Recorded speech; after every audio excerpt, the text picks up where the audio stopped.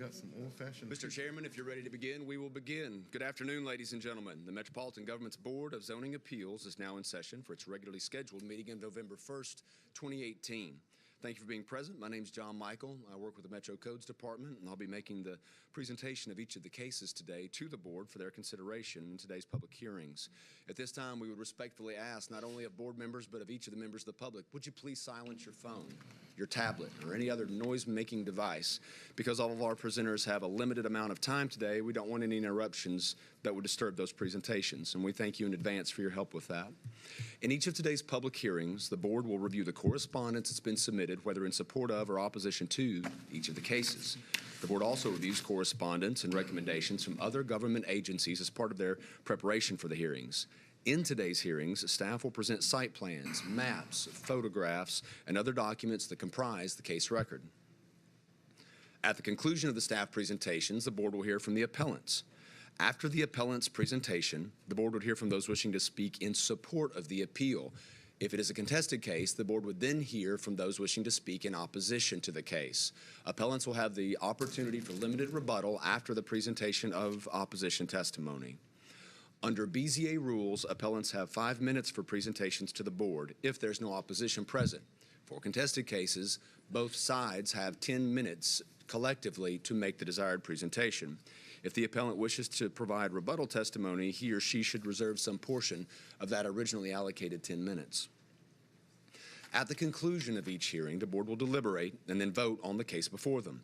The board is vested with the power to take such action on these cases under the authority of the Metro Zoning Code, specifically Section 17.40.180.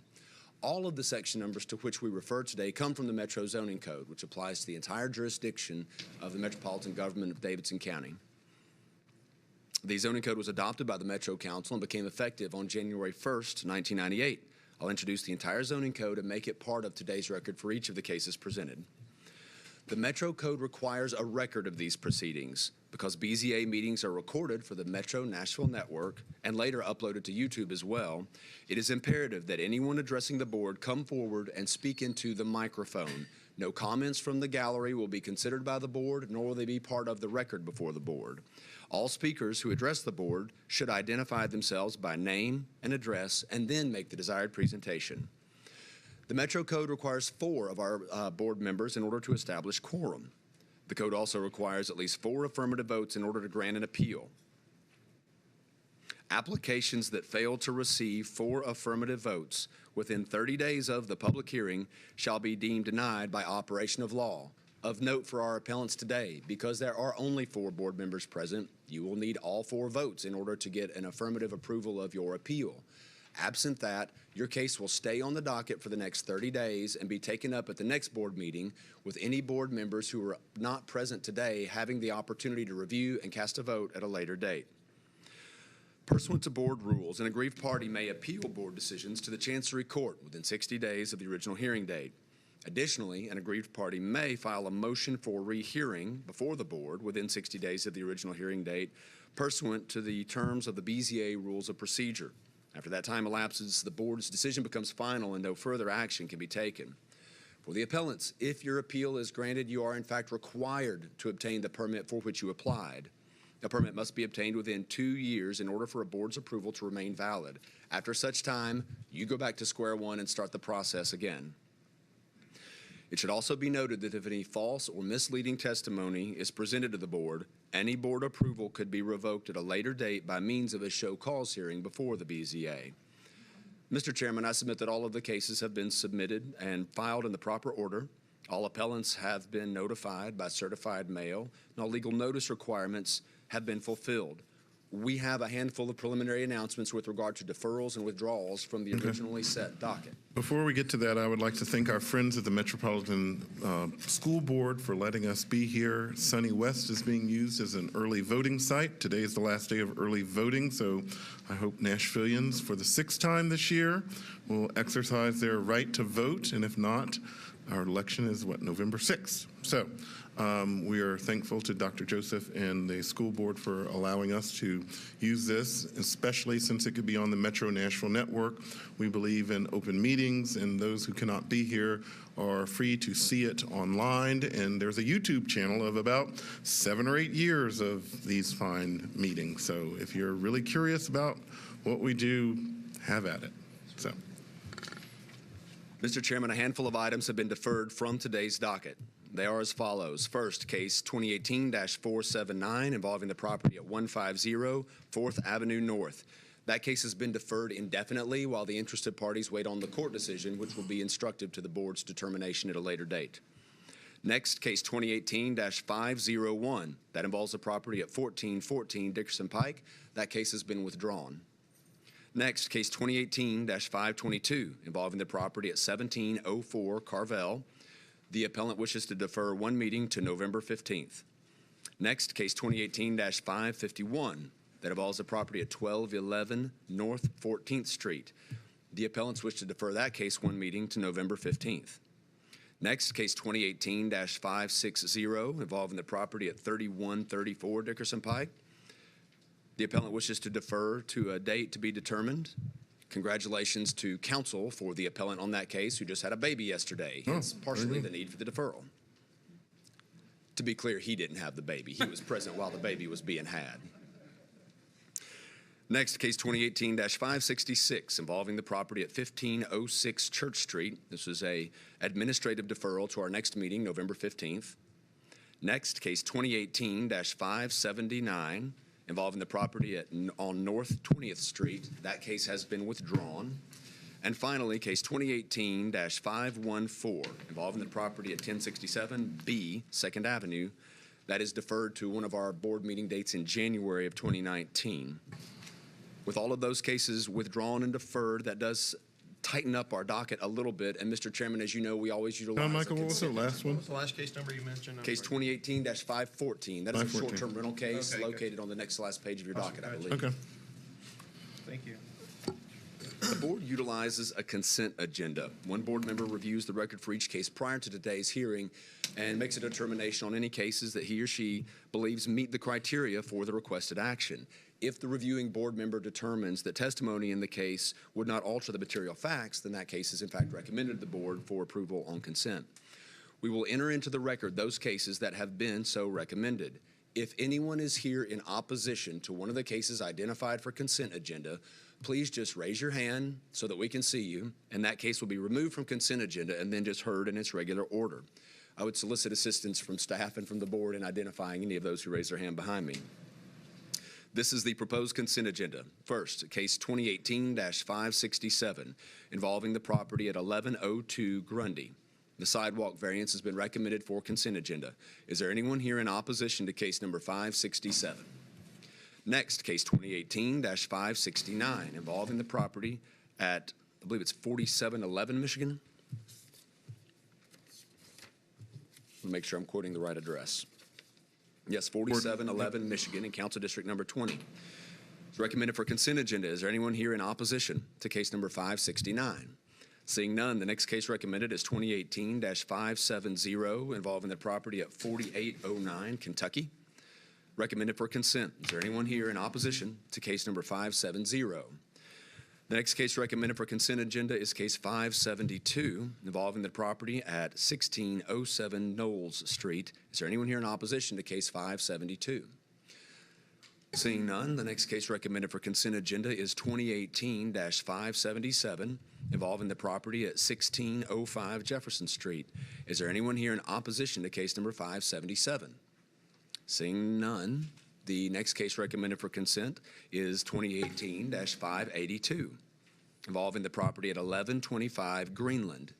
Is there anyone here in opposition to case number 582?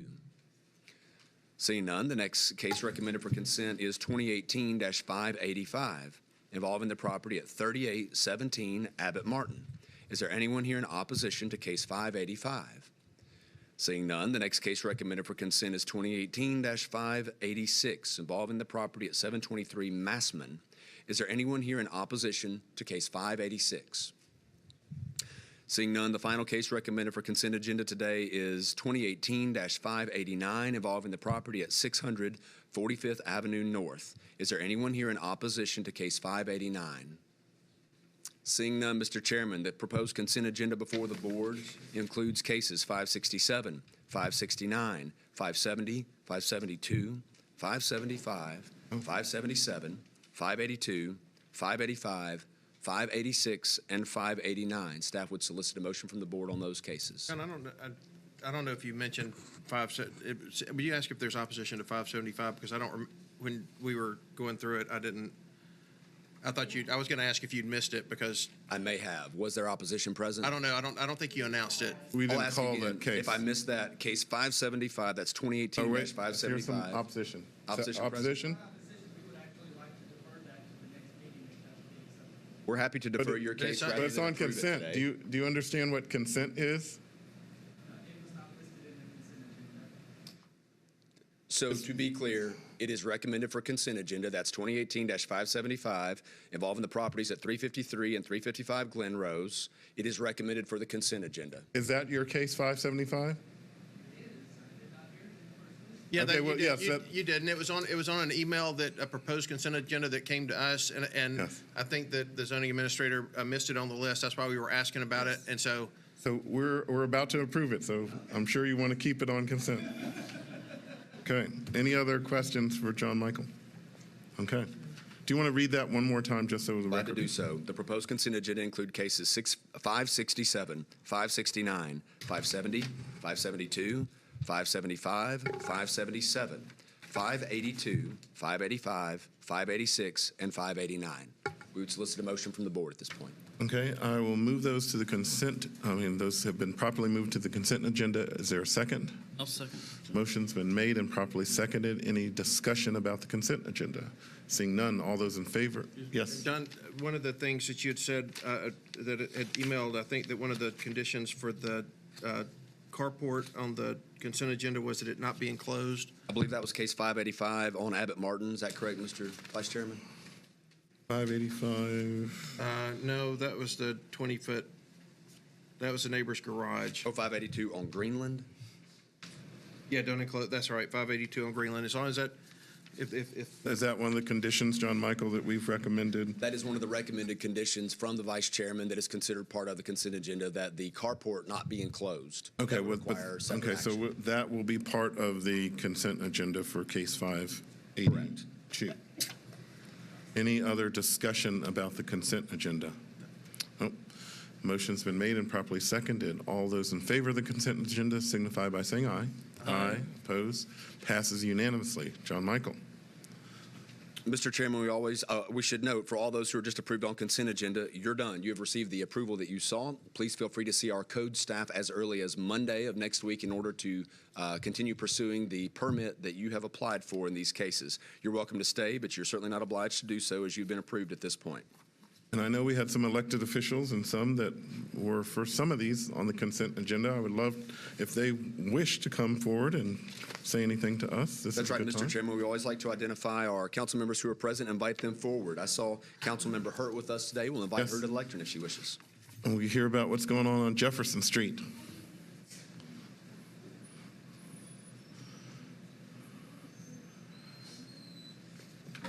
Councilor Ahern, I know you represent the whole county, but tell us about what's going on Jefferson Street. Thank you. Thank you very much, Mr. Chair, and good afternoon to the commissioners. I am here in regards to case 2018-577. That is for the Metropolitan Teachers Credit Union.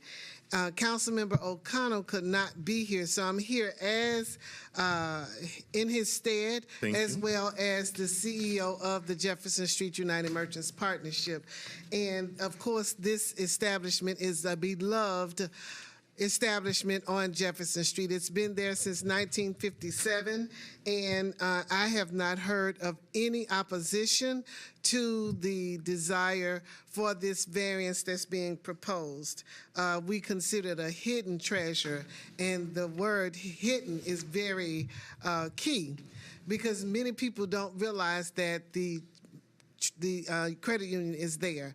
And having this sign will really give them an opportunity to have some visibility so people will know what such a treasure it is So for their community. This is a way so you could literally put your money on Jefferson Street. Absolutely. So now, who Absolutely. can belong to this credit union? Is it just for? Anyone can belong. Anyone that's concerned and have love for the city of Nashville and particularly Jefferson Street. Put your money on Jefferson Street. Put it on Jefferson Street, and I guarantee you it will grow. Okay, thank you. Thank you so very much. Chairman, we're also joined by Councilmember Kathleen Murphy. Okay. Councilor Murphy, welcome to BZA. What are you here for today? Thank you. I am here for, I don't remember the case number. It's 4404A, I believe, West Lawn. Okay. It's your last one before you get to your Superfund calendar of short-term rentals. Yes, of course. And I do want to thank you for announcing that today is the last day to early vote. Since last time I was here with y'all, it was election day in August. So I did not come with a big go vote sign. But if you're watching from home, please go vote. If you're here today, please go vote. Polls are open, I think, till 7. So I'm here on this. Early voting is not open till 7, is it? Is it not open till 7 today?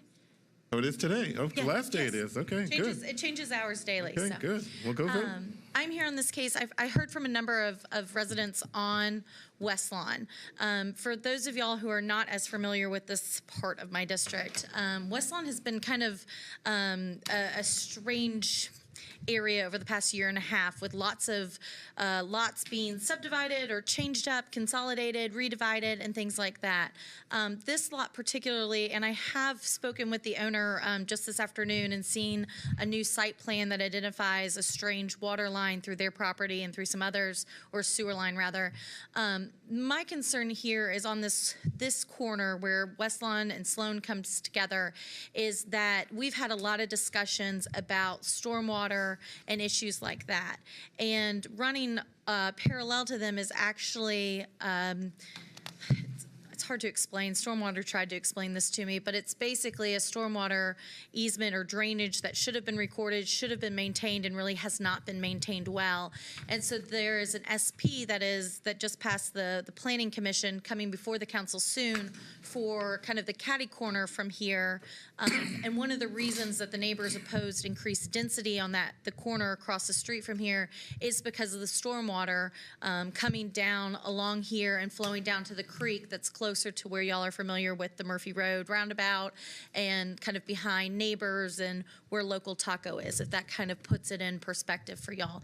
And so my concern is that increased density throughout here and increased land being taken up, of course, is going to create more stormwater. We're seeing that not just in my district, but I think every council member here and on the council could testify that when we have increased density and increased footprints, we see more stormwater issues. And this is something that Stormwater has told us, that this area is going to have to be a capital improvement because it is a bigger project than something that could be done through just your stormwater regular complaint hub type of issues. And then additionally, of course, y'all know I've been before you before about the integrity of variances and making sure that the Board of Zoning Appeals upholds really kind of the outline of what is a variance and when it should be granted or not. And so this, as in Sylvan Park, pretty much I would say 95% of the lots are identical to their neighbors in size and shape and things like that.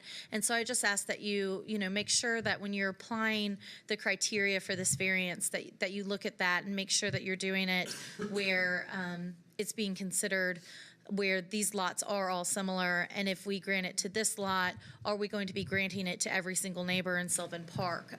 Because a lot of the Say same every single variances- neighbor, you're talking about the other neighbors that have, you're saying that this easement will impact enough other people that this is a concern? So the variance that they're requesting is to lessen the setbacks. And so my concern is that this might not be, it is for y'all to determine whether this lot meets the criteria to be unique, to have, so I didn't bring my sheet and can't rattle it off the top of my head, but making sure that the integrity of these variances, where making sure that there's a unique reason to grant it, making sure that it's not for financial gain, making sure that, it doesn't, that there's something special to give y'all grounds to grant the variance. And so in Sylvan Park, when the majority of the lots are around 50 by 150 or somewhere thereas, a lot of them are similar in that regard. And so I know that there is a sewer pipe here, but it is my understanding that it runs through other properties. And so I just ask that y'all really look at the integrity of variances when you grant those and whether they are justified or not. So what is your position on this particular case? Well, seeing the site plan just this afternoon, it does change things because there is a sewer pipe directly behind them. But primarily, my concern is that when you reduce these setbacks, you're creating more density that's going to cause a stormwater issue. And I'm not sure that the setback reduction is truly justified for a variance here, that you wouldn't have to then turn around and grant to everybody, in which case, why do we have setbacks and not just grant it to everyone? Does that make sense? Yes. I didn't bring my notes today. I left That's the okay. file at the office. So. And I think the original question is it a duplex or not, which the code staff has determined that it is not a legally conforming duplex, which they're challenging. So the variant, if we rule that, on that one, with the code staff, we wouldn't be addressing most likely the variance, but. Right. But were we to disagree with the zoning administrator, then it's your position that you have strong concerns about the variance. Correct. Yes. Thank you. You explained that very nicely. Next time I'll just send you my talking points and hopefully you can make better sense of it. Right, and so thank you all for the opportunity today. I know you have a lot of cases before you. If there are any other questions, I'm happy to answer, but also happy to get out of your way. Okay, thank you. John Michael, who's next? Which of our elected officials are next? We are also joined by Councilmember Devette Blaylock from District 27. Councilmember Blaylock.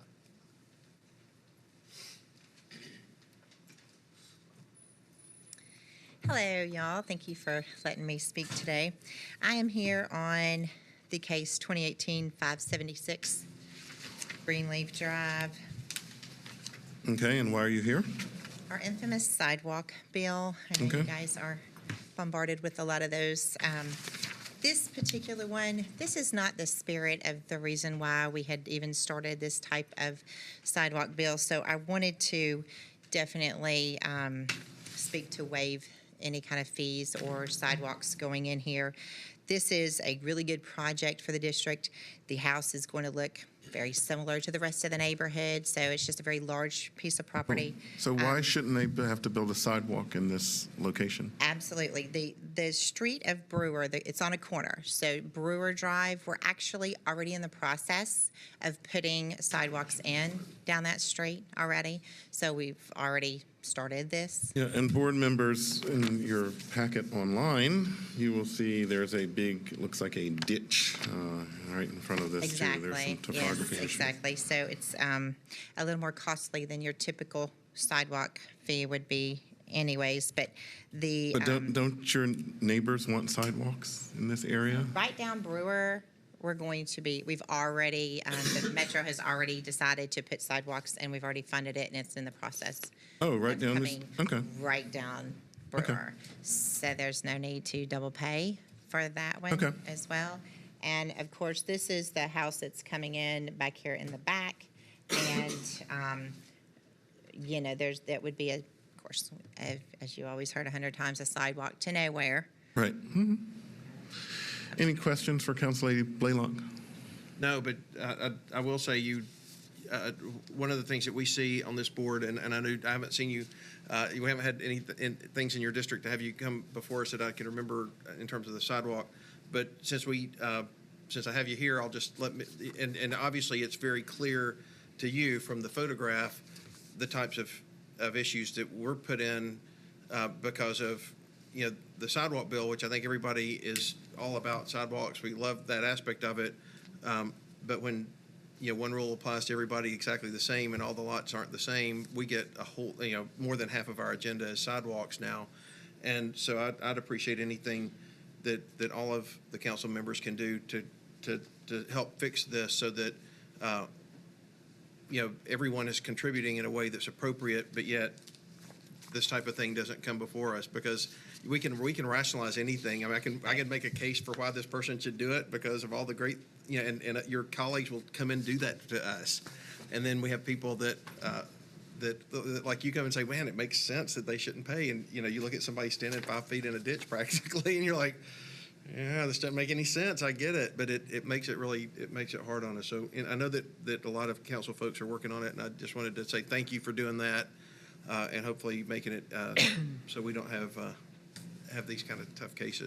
I definitely agree with you, and I know it's a thorn in your side, and we are working on it, and I hope to have something before you. It would be great if we could have it by the end of the year. So That would be how awesome. optimistic that is. I But have a question. Yes. I have a question. I didn't hear you. Are you asking also that they be exempt from paying into the fund? Because we do have a recommendation from planning that it would not be atypical for them to build there. correct. Okay. Yes. So you're asking, yes. And then my bright line rule, as you know, council person shows up in person, enthusiastically says someone shouldn't have to pay in the fund, especially someone that doesn't come here very often. Nothing against our councilmen from the 5th district or the 17th district, which are usually here at every meeting, but 27, we don't see you a lot. So, okay. Any other questions for Council Lady Blaylock? Thank you. Okay, thank you. Thank you. John Michael. Mr. Chairman, we're also joined by Councilman Scott Davis from Council District Number 5. Councilman Davis. That booming 5th district. Not to be confused with the 5th congressional district, I guess. Commissioners, code staff, thank you very much for the working extra hours and volunteering your time. I'm here for case number 2018-369.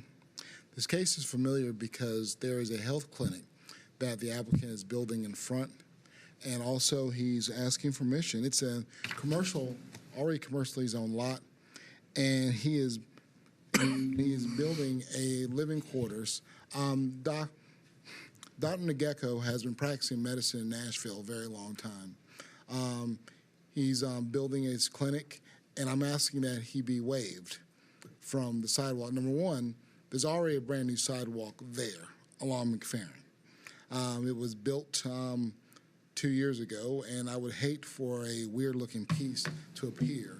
And that's a sidewalk where people could walk from Gallatin Road on both sides all the way down to the Farmer C. Moss Tacos and to those other restaurants. So I would really hate for him to kind of have to do a little piece and mess that up. So you say this was a sidewalk built in the Berry administration very recently, that soon, 2 years ago? Maybe 3. It was built at the end of the day. Okay, yeah. Okay.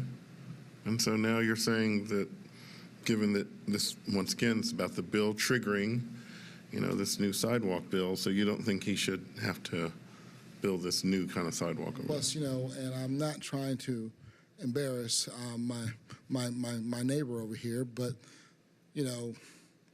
I want him to be waived from the sidewalk being Luffy also. Number one,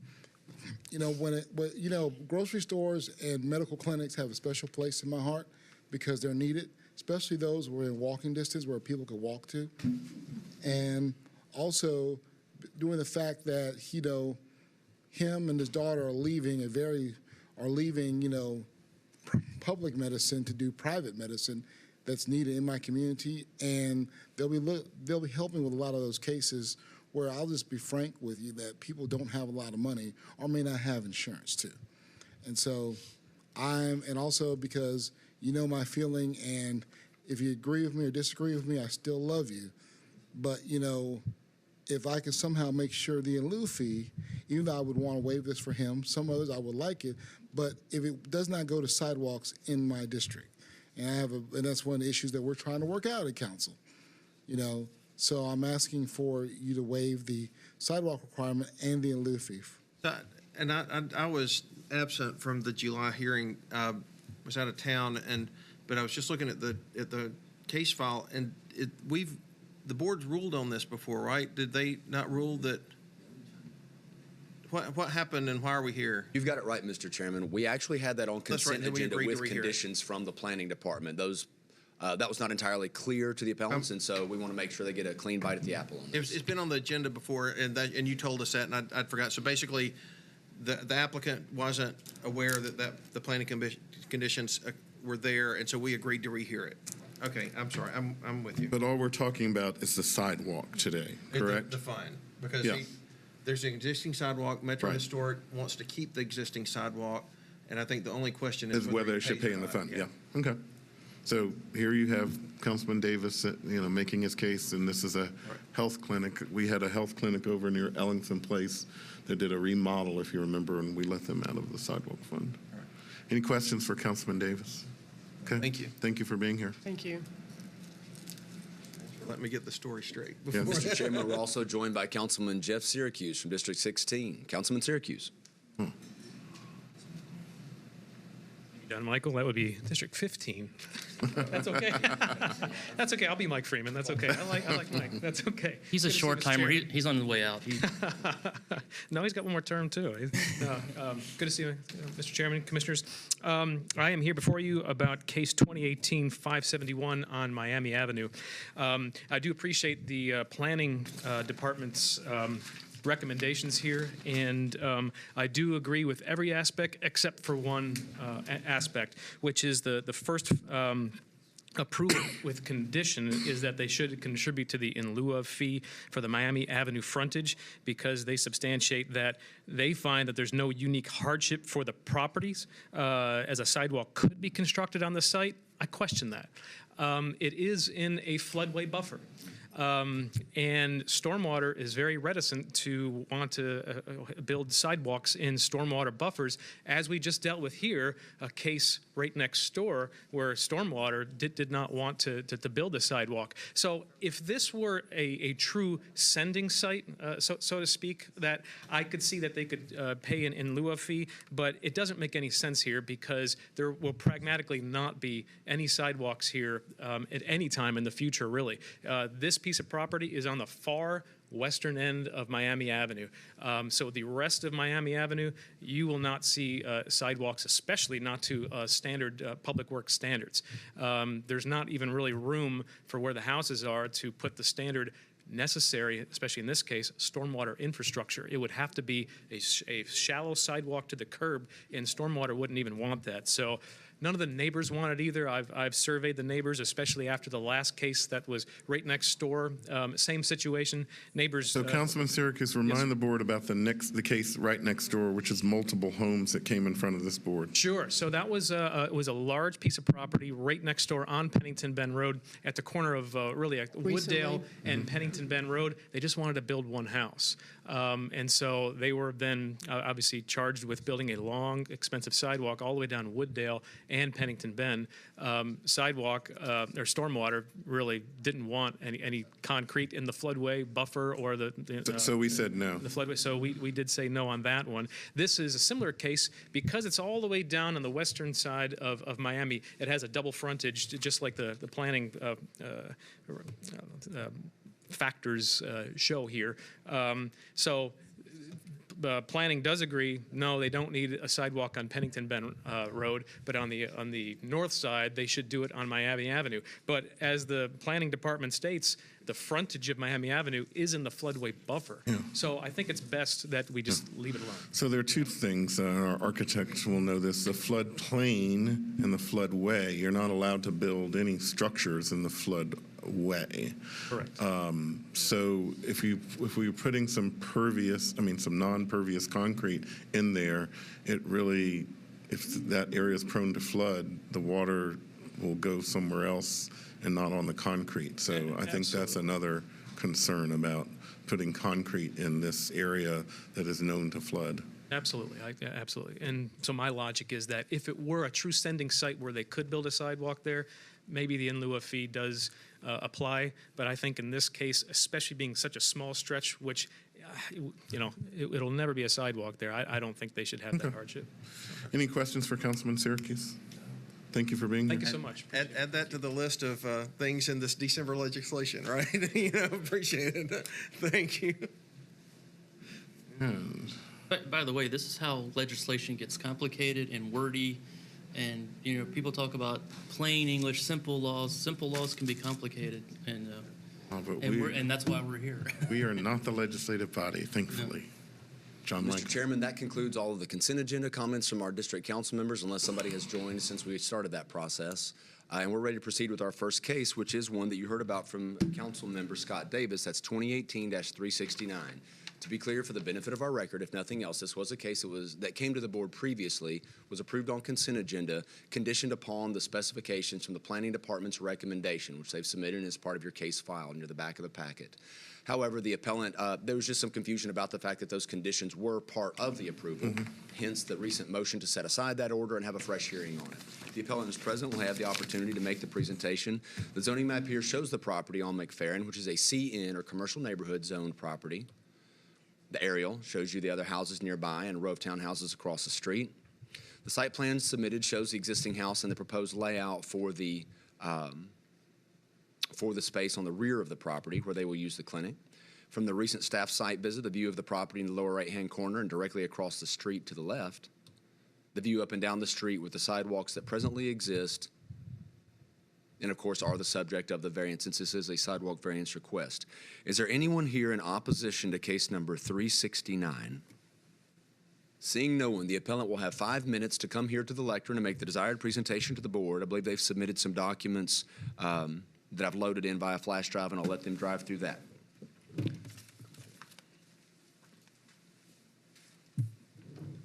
Please identify yourself, your name and address for the record, and why you're here. We'll get the microphone. Those are your documents. Okay, good afternoon, Mr. Chairman and the Zoning Board Appeal. I'm Dr. Nodeko. I've been in practice for 30 years.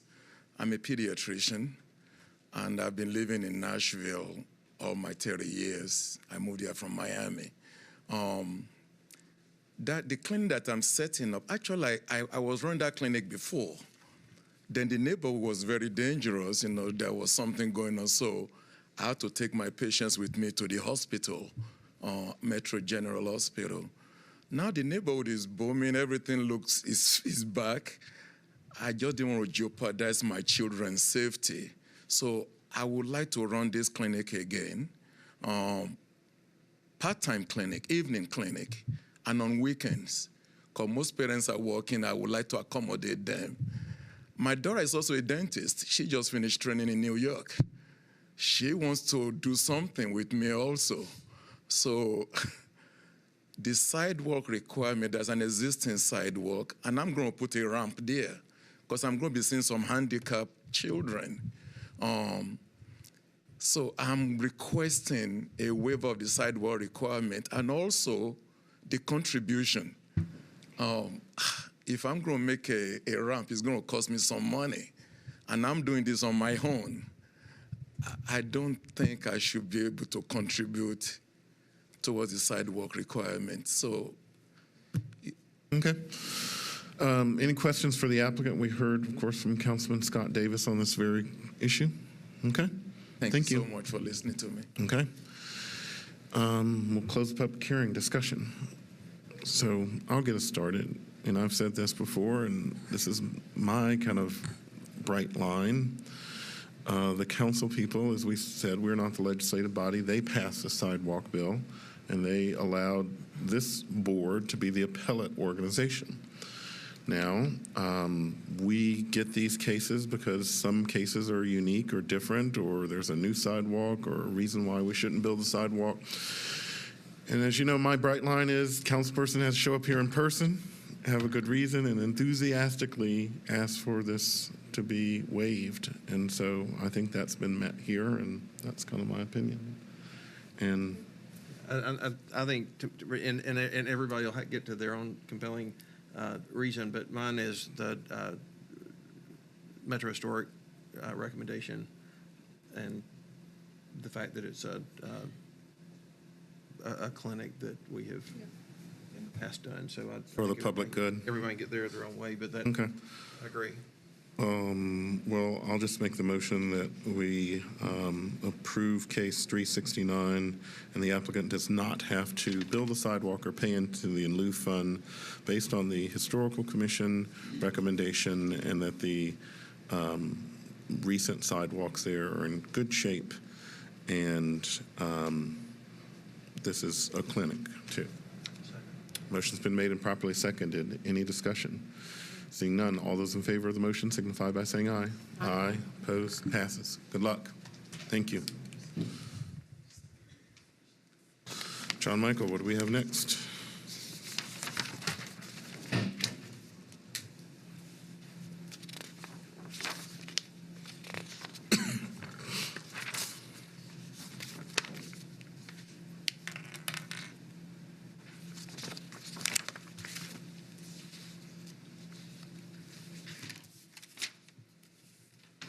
Mr. Chairman, the next case to be presented to the board is 2018-550 involving the property at 807 Brook Hollow Road, a case previously deferred from the board. There's a request for a variance from the sidewalk requirements in this, an RS40 zoning district in Council District Number 23. This comes in conjunction with construction of a single-family residence. The site plan submitted shows a proposed layout for the property, and the recent site visit from staff shows the face of the property in the lower right-hand corner, view across the street in the upper left, the view up and down the street, and the obvious absence of a sidewalk presently here in this slide. The appellant is Ryan Hinkle on behalf of Lawrence and Davis Properties, LLC, owner of that property. Is the appellant present today? Mr. Chairman, board, of course, has two options in these scenarios when there is no appellant present. That is to either deny the request or to defer the case to a later date. At least the second time we've had this, right? Request for a deferral previously, as I recall. But was it because they didn't show up? Do you remember? I don't. Oh, I'm sorry. Seen these. Okay, so you'll have a motion? Either defer it or deny it. As a reminder to the board, even if the case is in fact denied, the appellant would have the opportunity to come back at some later date and file Sure, an of appeal course. if they wish. Well, I mean, and the planning department has recommended disapproval because the applicant can pay into the fund. And so I'll move that we disapprove this, knowing that the applicant can come back and make their case when they choose. But Okay, I know it's at least the second time it's sure. been on the agenda. Okay, motion's been made. Is there a second? I'll second. Motion's been made and properly seconded. Any discussion? Seeing none, all those in favor of the motion signify by saying aye. Aye. Opposed? Passes unanimously. John Michael. Next case to be presented to the board is case number 2018-571, which involves the property at 2502 Miami Avenue. You just heard from Council Member Syracuse, who very prominently is from Council District Number 15, despite the zoning administrator's errors to that effect, with regard to the, if I may call them, wet conditions in that particular part of the county. As you see the river here to the west of the subject property, and then R15 zoning district.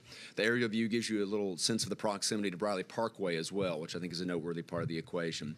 The site plan submitted shows a proposed layout for the construction at this address. And from staff's recent site visit, the condition of the property as it stands now in the lower right-hand corner, view across the street in the upper, view up and down Miami right there as it bends around toward Pennington. The appellant, is there anyone here in opposition to case number 571? Seeing none, the appellant will have 5 minutes to make the desired presentation to the board. If you come forward at this time. Are they here? Yes, okay.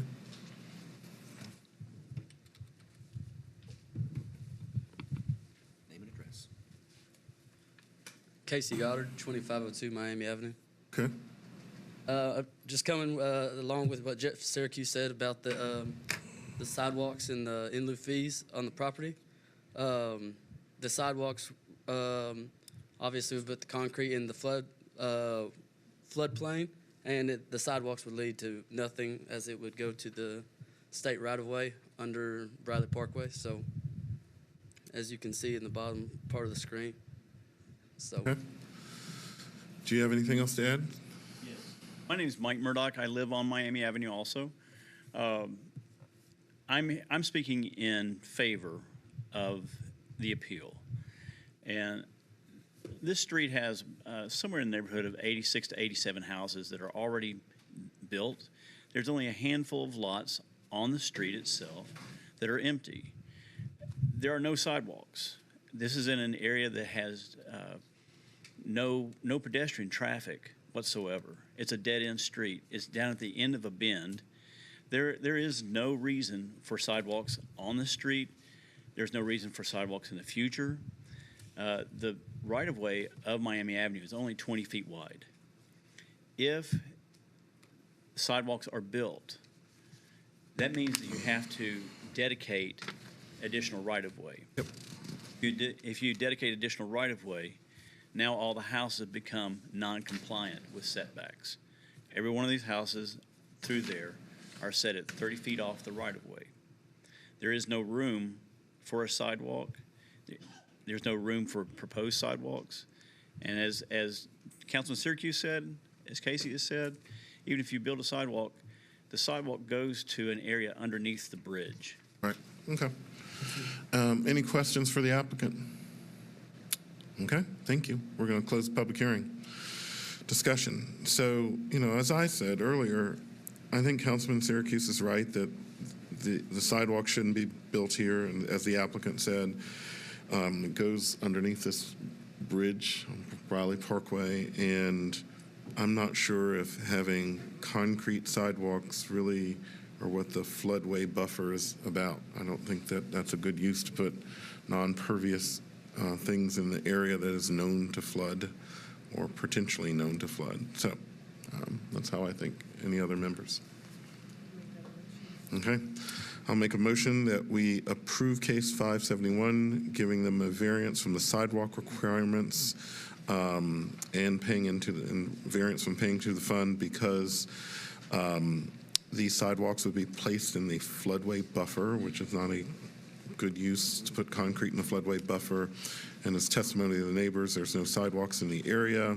Councilperson says that there's no need for sidewalks here, and we just recently approved some cases without the sidewalks too.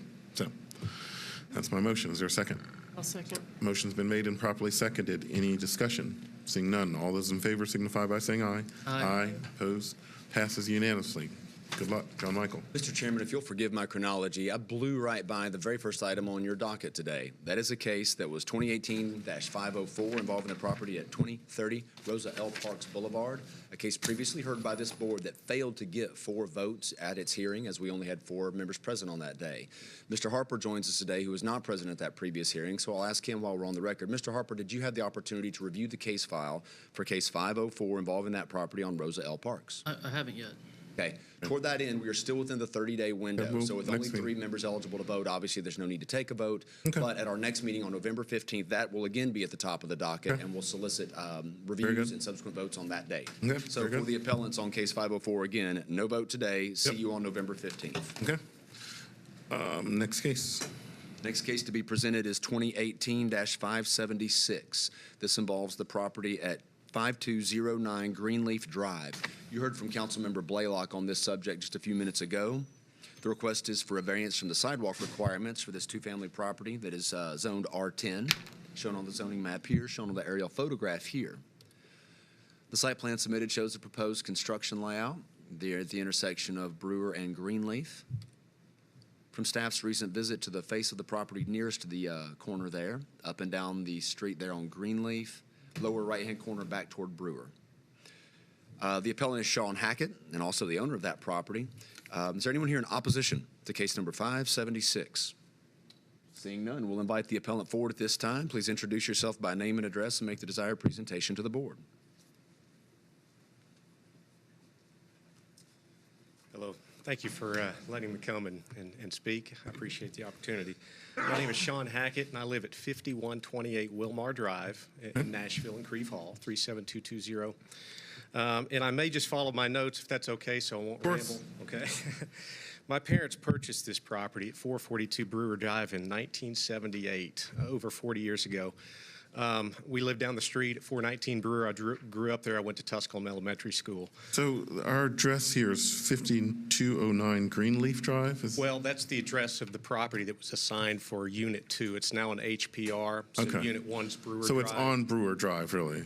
Technically, it's on the Okay. corner of Brewer and Greenleaf. Okay. But it's going to have a nice side entry garage, Sure. a side or a mailbox that'll be on Greenleaf. Okay. And you can see it. I think I've got that HPR sketch in there. I don't think it was up on the screen, but in the little packet that I put up there, there is the HPR layout that shows that it's already been split. So the Brewer Drive property is not going to change. I'm not tearing it down. I'm not a developer. I don't do this for a living. You know, I plan on keeping this in the family for years to come. All we want to do is just build another home there on the Okay. back. Yep. So that's just the whole purpose of being here. Now, You saw the picture early on with me standing in the ditch. You know, that was hard to take, by the way, because I was doing it by myself, put it on a timer, ran down there and held it. So, you know, the sidewalk that y'all, I know you put a recommendation out there for me to do a sidewalk all the way That was the up. Planning Commission, that's not Oh, I'm us. sorry, not y'all. That's why you're in front of us. And obviously, you can see that's not going to work. That's 10 feet out, and I wouldn't even count the curb in the gutter. That's going to put me way over. Obviously, that would be a financial hardship for us to Well, build. we're a not sidewalk. talking about financial, it was topography is. I understand the topography is tough. So, we do plan on keeping this property. We do have everything lined up and ready to go. So I'm just asking for the variance. Very good. Any questions for the applicant? No? Okay, thank you. We're going to close public hearing discussion. Thank you. So this is a, Yeah, I mean, you know, this is the case. I mean, you know, we don't always get pictures with this angle, and so it's never really totally clear from some of the views that you have about how deep the ditch really is. But, you know, this is one of those cases where we don't know what the financial incentive is. Some people say it's cheaper to build than it is to pay into the fund, and there's 100 and, you know, something square, you know, linear footage on here. But every time I see this and think, if you build the sidewalk, it just creates a really substantive safety hazard for your neighbors, because at the end of that sidewalk, you go into a ditch. And so I think there is severe topographical issues, and, you know, and I think this is one of those issues that hopefully will be corrected in the revised New legislation. But I think at this time, this type of severity of topography, and, you know, given the council member's recommendation, especially a council member who doesn't frequent us too much, so I think it was important enough to come out. That means I think it's a special case in her district, and I'd respect that. So I don't have an issue with the variance at all. well, do you have a motion then? Well, I'll move that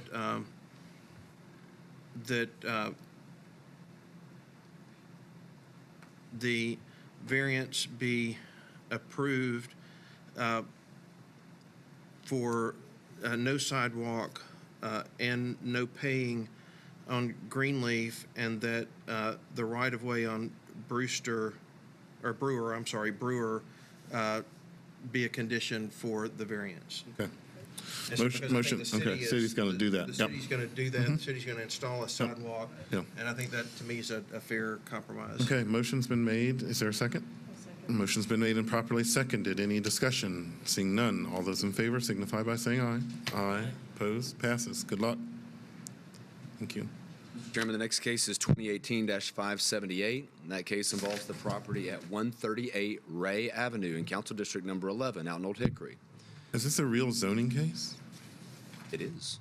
It's a front setback request. Not sidewalks. Variance from front setback requirements in the RS-15 zoning district. The unique property shown here, unlike its neighboring properties, is not a long, thin thing fronting toward the east, but instead fronting on Ray, divided equally with its neighbors to the east and west. A relatively shallow lot as shown here on the aerial map. The site plan submitted shows the proposed layout for the construction there at 138 Ray Street. From our photograph of the face of the property here, nothing going on presently. The view up and down Ray Street shows the other houses nearby just before you get to that intersection. Is there anyone here in opposition to case number 578? If that's the case, the appellant, Robert Berry, who is also the owner of that property, can come forward, introduce himself by name and address, and make the desired presentation to the board with regard to the front setback variance request. Of note, that is a 31-foot, 7-inch front setback requirement under contextual guidelines. The request for the variance is down to 16 feet. Robert Berry here? Yes. Okay, come forward. Hi there. Robert Berry with 138 Ray Avenue. We want to build a single-family home here. Because of the zoning in Old Hickory, in this part of Old Hickory, we had to do a setback survey of the 4 neighboring properties. The house directly to the left on the screen would be the right from the street, is actually 15 foot 4 inches back from the road. And then it kind of turns down a curve. And so the curve gave us some long lots, which gave us, really, I feel, an unfair setback average considering. What is that, an alley? You see where it says, the house right next to you, which is, you just said was 15 feet, and then you got the next two. No, there's no alley in between. Well, then go back to the overhead. Well, what is that road that goes? I'm not real positive. That's on the right side of the neighboring house. I don't know what that would be. There's houses on the left side of it and the right. Right, but I'm saying, right, the one that you said is 15 feet, is that the one that's just below where it says Ray Avenue? Correct. That's And then the 15 one foot just to the forest. left, I'm talking about that road or whatever that is, just to the left I of believe that. that's driveway to that house, and I think that they're just using that. Because it looks like it comes all the way down and over, and I was just wondering if that was something that separated the house you're talking about from the two that are really pushing I've driven that street. I have not seen any gravel or any street that runs in All right. between those two. But because of the distance of those that kind of hit around that curve, that's why we're asking, and we're actually going to exceed the neighbor's house at 16 foot by a few inches. But they're identical lots, and we would like to build a single-family home there to improve that street. And is this already a subdivided lot, or is it? It is. It's a buildable subdivided lot. Yes, sir. Okay.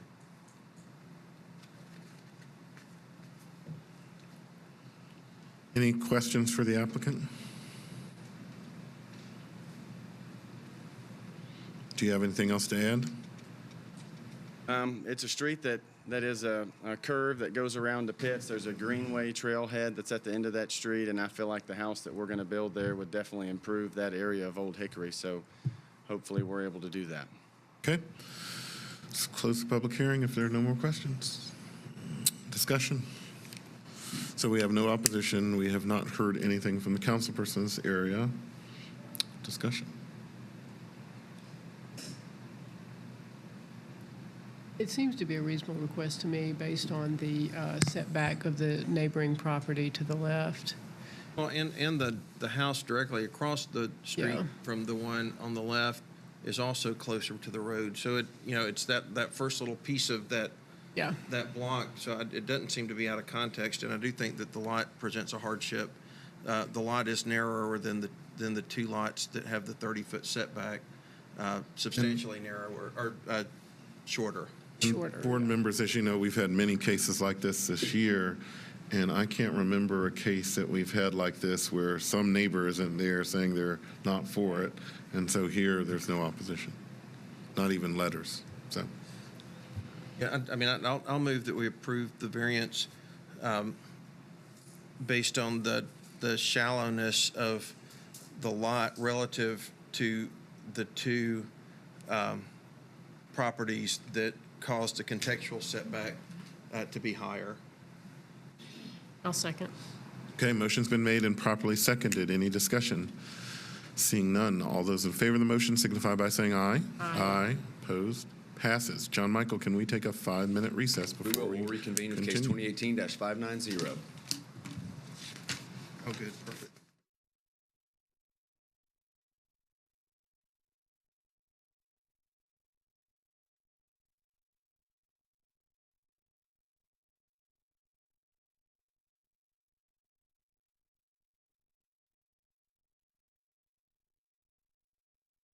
And CLEs are for lawyers to keep their law licenses active, but members of the public are also free to come to this. Not free to come, but how much is this thing, John Michael? I don't know. Ms. Chappell may remember. But you I can, think it's $20 but you can for members go of the public, for non-lawyers. to the Nashville Bar Association website and register for this CLE to hear about short-term rentals, and our resident expert who can tell you all the pitfalls and how to navigate the changing laws and changing environments of short-term rentals. Thought my neighbor told me I was okay on this. I know. I'm sure some state legislation will come up at the CLE, so well done. I'm glad that you're getting the word out because so many people still say they didn't know. Try our best. Okay. Mr. Chairman, as we reconvene, we'll pick up where we left off there with case 2018-590. You heard from Councilmember Kathleen Murphy on this case earlier today. It involves the property. Involves the property at 4404A West Lawn Drive in Council District Number 24, shown here on the zoning map and here on the aerial. The case before you is first an item A appeal, a challenge to the zoning administrator's determination that that the secondary structure on the property is not in fact a legally non-conforming duplex. Additionally, the case involves requests for two variances, namely a request from the rear setback and a variance request for the side setback for the secondary structure, shown in the upper right-hand corner of the lot on the site plan here. Fairly generic photos from staff's recent site visit, the face of the property, view up and down West Lawn at that location. So with that, I know the board likes to hear with regard to the item A cases how we arrived at the decision that we arrived at in making the determination that this was not in fact a legally non-conforming duplex. First, as for the question of duplex diligence, as it were, we actually allow the building permit applicants to do the work for themselves, demonstrate to the staff that this is in fact a legally non-conforming duplex. Because the zoning here is single family, specifically RS 7.5, any duplex use is of course going to have to be legally non-conforming in order to be built at this location. So the documents that we invite applicants to bring in include, but of course not limited to, utility records, rental records, financial transaction records demonstrating here's all the renters that I had through the years and a special account that I maintained. The utility records are often very helpful because we can see turn off and turn on dates, most particularly NES records. What we get with NES records is a demonstration of, for example, Mr. Smith lives in Unit A of this particular house, and we see Mr. Smith turned on his electric in January of 1990, and it stayed on consecutively until just last month when he sold the property. In Unit B of that property, Mr. Smith always kept renters, and so we'll see Miss Jones, Mr. Evans, Ms. Bennett, Mr. Taylor, as we go on down the list for various periods of time. And what we're looking for there in order to establish legal nonconformity consistent with the Metro Zoning Code 17.40.650 for legally nonconforming uses is no interruption of 30 months, 2.5 years or more. That mirrors the timeline under state law for similar commercial grandfathering analysis. So as long as we don't see an interruption of 30 months or more, there's at least a chance that this is in fact a legally nonconforming duplex use. If, however, in the Unit A, Unit B analysis, and we do have that here, the NES records show us two distinct meters with two distinct bills and records. If we see the same name on both sides, i.e. the aforementioned Mr. Smith has that property with the NES records on Unit 1, but it's the same name on number 2, that not only does not indicate consistent rentals and duplex use, but indicates just the opposite, that it was not consistently used for a legally nonconforming duplex. It's not fatal to find that in the NES records. So we're always happy to review at our administrative staff level any other documents that are submitted, such as other utility records, other rental records, even in some circumstances, sworn affidavits from neighbors who maybe have lived next door for many, many years and can attest to the longstanding duplex use at that location or something to that effect. And while some other documents were submitted in addition to the NES records that I alluded to in this instance, they were not in fact sworn affidavits. The signatories were not identified by address, so we don't really understand what they knew, why they knew it, or exactly what the information was. And so at this point, our staff correctly interpreted, in terms of my zoning examiner who reviewed the case, correctly determined that we didn't have enough information to consider this a legally nonconforming duplex. I agreed with that analysis when it was brought to me. And although the appellant would have the opportunity, if they could produce other documents that might complete the picture, we'd certainly review those and they may be able to get over the hump. We're not there today. The appellant took advantage of their opportunity to file this item A appeal, challenging the zoning administrator's determination that it's not a legally nonconforming duplex. They also filed the variance requests. So after you hear from the item A appellant, you have the opportunity not only to vote on the item A case, but then, if you grant the item A case, to consider the variances that have been requested in conjunction with their development plan. And actually, I'm happy to answer any questions the board may have. And I guess that it's a, now it'd be considered, if it is determined to be a duplex,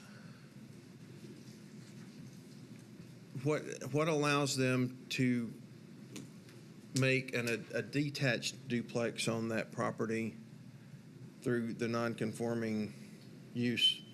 Under the definition section of the Metro Zoning Code, a number of years ago, the Metro Council changed the definition for two-family to not necessarily require an attached duplex in the traditional sense, Unit B of what you lived in when you were in college. But instead, what you see all over most of town now, the detached or two-family HPR-style developments are considered virtually indistinguishable from the duplex for purposes of density calculations. So they're allowed to come back with 2 units in that scenario. So, and I'll ask you, and we can ask the appellant, but it sounds like that it was fairly clearly communicated that, you know, you have an opportunity to gather some additional information that might be compelling, and they, I guess, chose to just bring it to us, or, I mean, this seems to me like, from what you said, if, and maybe I'll ask them, but, you know, if what they say is true, and these are neighbors, and they do attest that this is happening, then that is potentially information that could help you, and it seems like they should kind of go do that groundwork if they really want to prove it's been a duplex. But What I understand your question to be, can't they go get other documents? Yes, and it may be that they've provided what they've been able to lay hands on. I haven't communicated with the appellant, as is usually the case here. and I don't know if you've gotten, if you had access to this, did they hand it out They're today? laid eyes on. This was dated today, so obviously you didn't use this in making your recommendation. So. No. Okay. Anything else?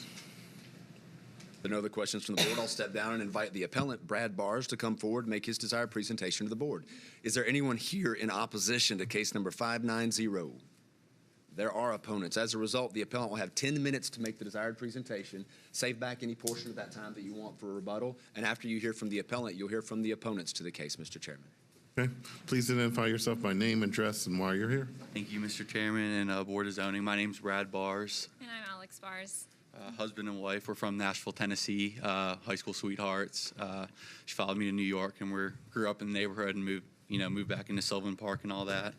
When we bought 4404 West Lawn, it was a whole home from 1917 with plaster walls, knob and tube wiring. And what we did is we took all the plaster down and redid it as best as we could. We want to be in this house forever,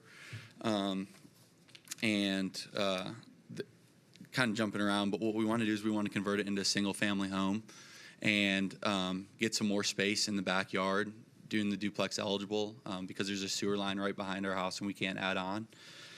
But regarding the duplex part, sorry, I didn't know how to submit it on there, but if you follow the packet, the first part is just pictures of the duplex. The first picture is just the 2 meters outside of our home on the right side by the driveway. The second picture is just a farther back picture of those. The third photo is the front door of the downstairs part of the duplex. That's where we live.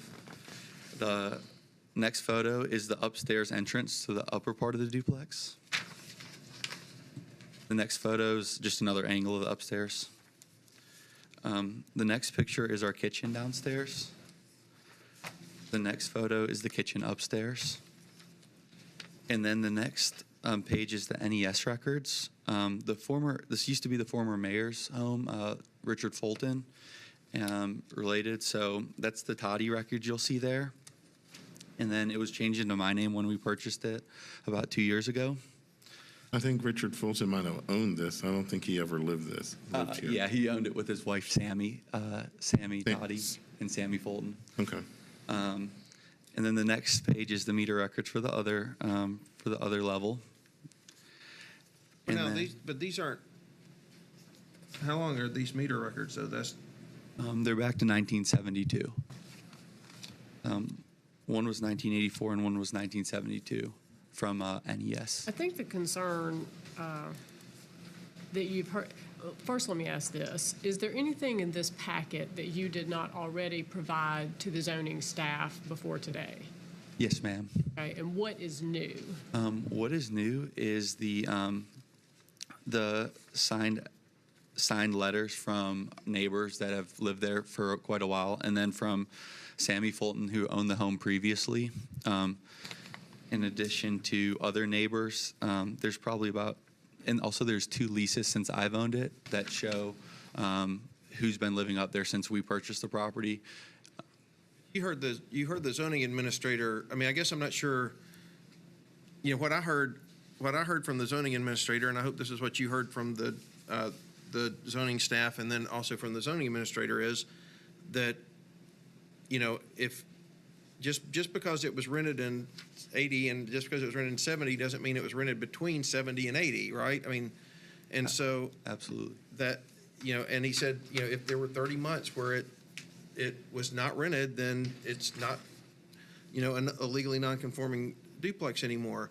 And so that's your burden to prove that. And then that you have a whole lot of folks that have signed a letter saying that they think it was always a duplex, but the zoning administrator said that, that's not what they need is at least, addresses, kind of sworn affidavits so that, signed, however you do that, signed by, y'all are the lawyers, y'all know how to do that, but with a notary, and if you have, someone that owned it for a long period of time, it seemed like it would be possible to piece that together in a way that you wouldn't have to ask us that question, because right now we're getting the, I see you have phone records, but, or NES records, but that doesn't establish that history. Yes, sir. And we didn't know that when we went down to zoning. Like, we don't, I don't do this for a living. And so Well, I tell you, we haven't heard, I've been on this board 7 years, and I don't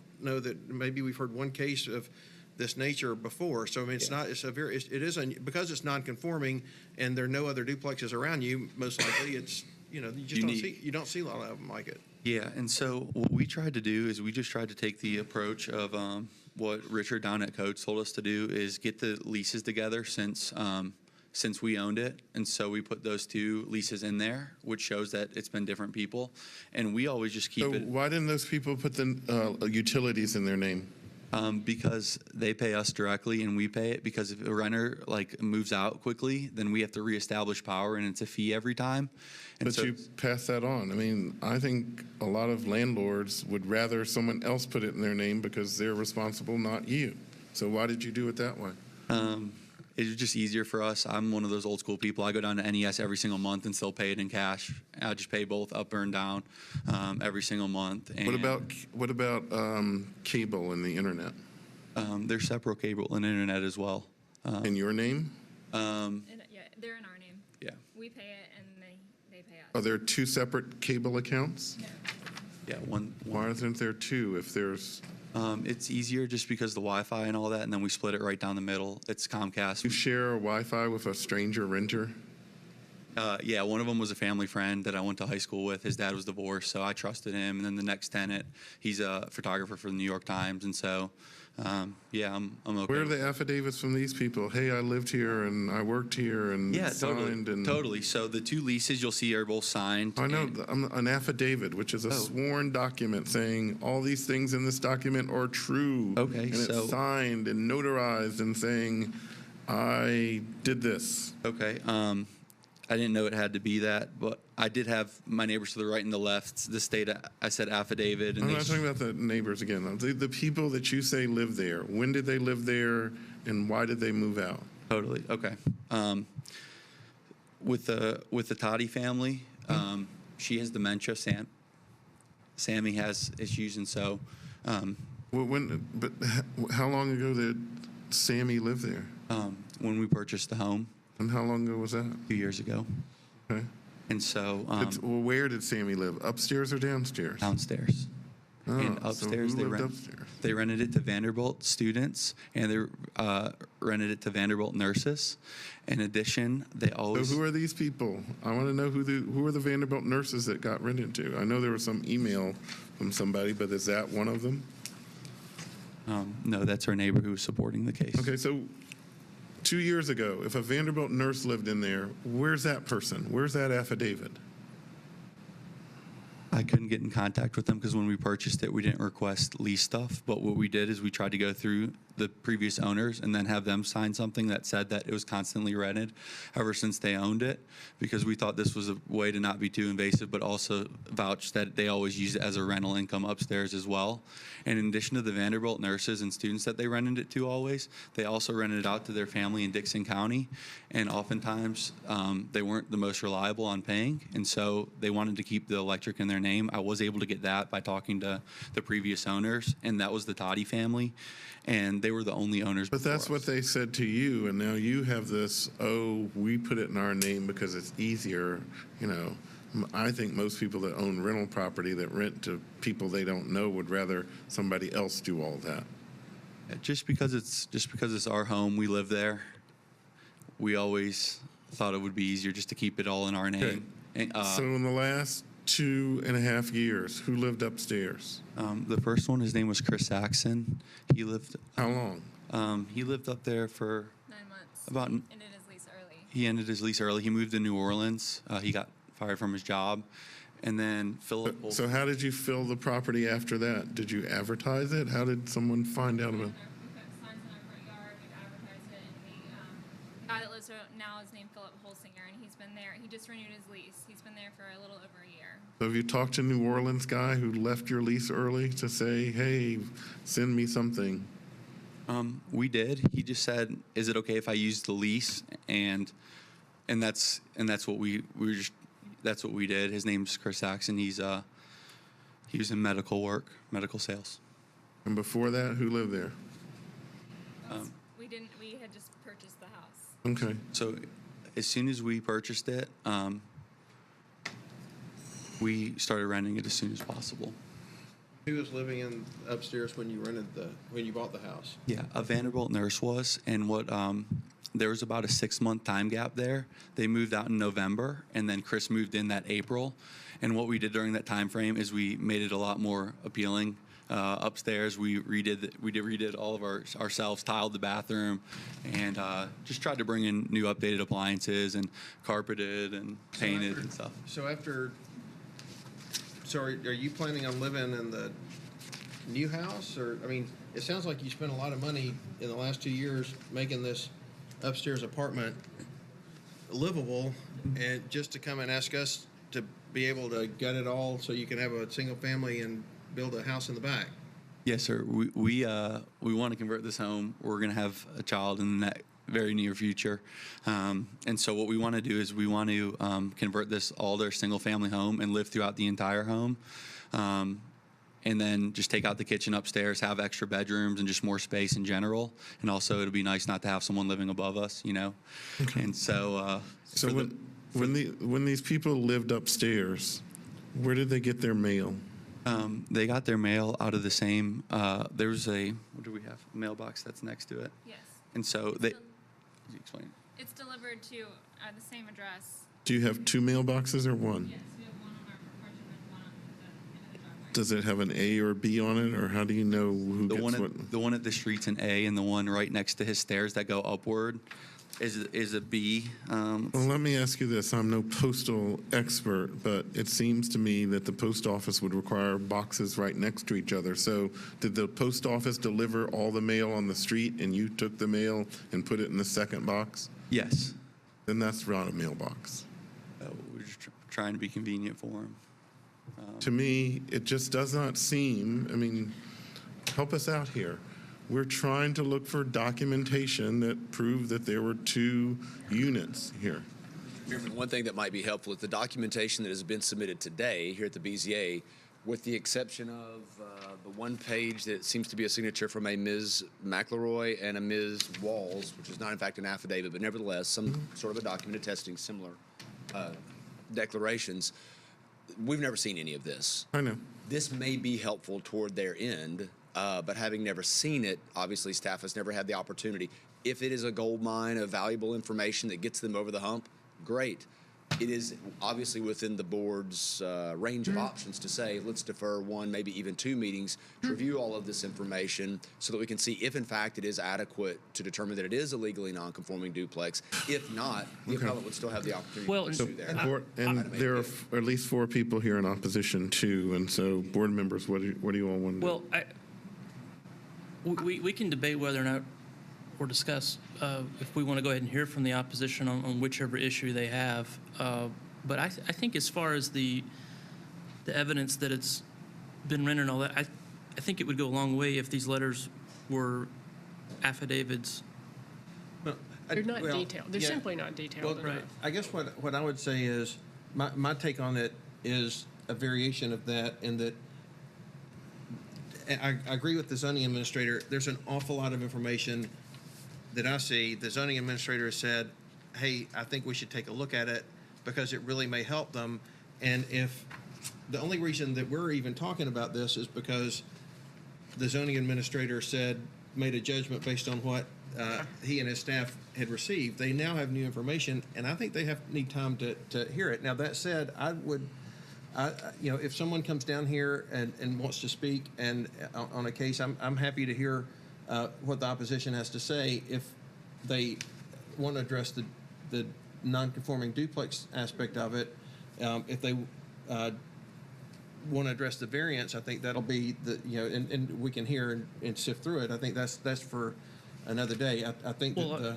I think we should definitely hear from them, because again, we don't know if they're opposing both or one or the other, and then we can defer. We can defer our decision. And there's some serious issues that have been raised about the variance. Yep. Okay. So let's do this. If you all go back in the audience, we're going to hear from the people that came here and have been here hour and a half to oppose this, and then give a chance to speak this, but most likely we're going to defer this. So let's hear from the opposition. Please come forward. You have 10 minutes collectively, so divide up and use that wisely. How much time is left? 8:40, okay. Okay, please introduce yourself by name, address, and why you're opposed to this. Good afternoon, board members. I'm Bernard Pickney, 4604 Dakota Avenue, and I'm opposed to both issues on this. And, if this was a legal duplex, there should have been a building permit for adding whatever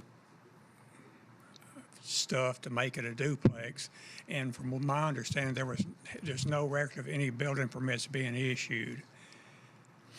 Okay, thank you. Thank you. Let's hear from the next person. So, I'm sorry, but before you go away, sir, do you know if this was ever rented? I mean, what is? Well, I can't remember exactly when it was, but I went door to door for a political campaign or for, whatever reason for the neighborhood.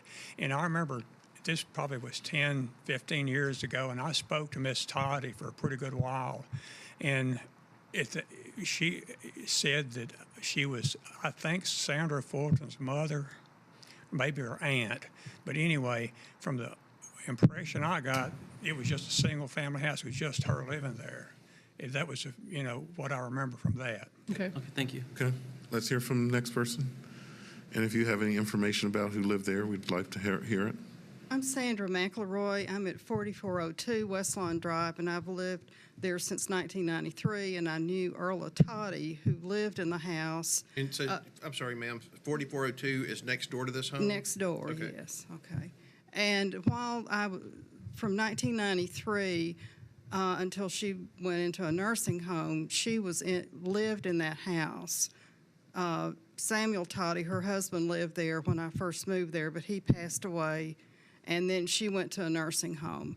And Sam and Dick Fulton did not ever live there, but I know they did own the house. But do you know, Ms. Toddy went to you said, I'm sorry, did you say you had been there since 93? Correct. And then when did she go to the nursing home? She probably about 3 years ago, Okay, about a year before the bars moved in. And so do you know, and so was it upstairs, did people rent? There were nurses that lived there. My recollection was they worked at Centennial. They were shift nurses. They did not live in Nashville, so they stayed there like 3 or 4 days a week. There were two during the time that I've been there that lived there. When was the last time you think one of those shift nurses lived there? Well, when Earl Toddy became, she was older. She was like 94 when she passed away. So I don't know exactly, but I would say 2 or 3 years there were no renters there. After that, has there been any renter? He's saying after the nursing students left, there's 2 or 3? They were nurses. Nurses, They okay. were nurses, yes. So you say 2 or 3 years. Was it Yes. 3 years or was it 2 years? This is very important. I'm sorry, I don't know for sure. So recently, have you seen anyone? Yes, there have been renters there since the bars have moved in. There have been 2 renters. Okay. But during this period in question, you don't know if it's 2 or 3 years? What do you base the fact that they have renters there on? What are you relying on? Do you see people I come see in and them. out? I see them. You see the cars? Yes. And so you've seen the actual individuals? Yes, I Do you, have. and you see I've them met- go up the I've met both staircase? of them, yes. Okay. So you're in opposition to the variances, or? I'm in opposition, two things, the variances. If they're going to tear down the garage, I believe that the setback should be 5 feet. At the present time, there's only like 28 or 30 inches between my property line and the garage. And, you know, I think 5 feet is what needs to go into effect. And I'm not clear about apartment or second house. I'm opposed to a second house because that's just too dense. There's also no access to that property except by the driveway. Now, if it's like a garage apartment or something, that's a different case. But I don't know what the plans are exactly. Does the second house make it any more dense than the renters living upstairs? Yes, it definitely, I think it definitely would. In what way? Well, right now, it's just a garage there. Just- But you said, well, but if you have a home that has all of a sudden 3 bedrooms total in the home, and then you add another house behind it that's got 2 bedrooms or 1 bedroom, then it, in terms of just the number of bedrooms, might lead to more density. Is what? Yes, exactly. Yes. Okay. Any other questions for? And so I get okay.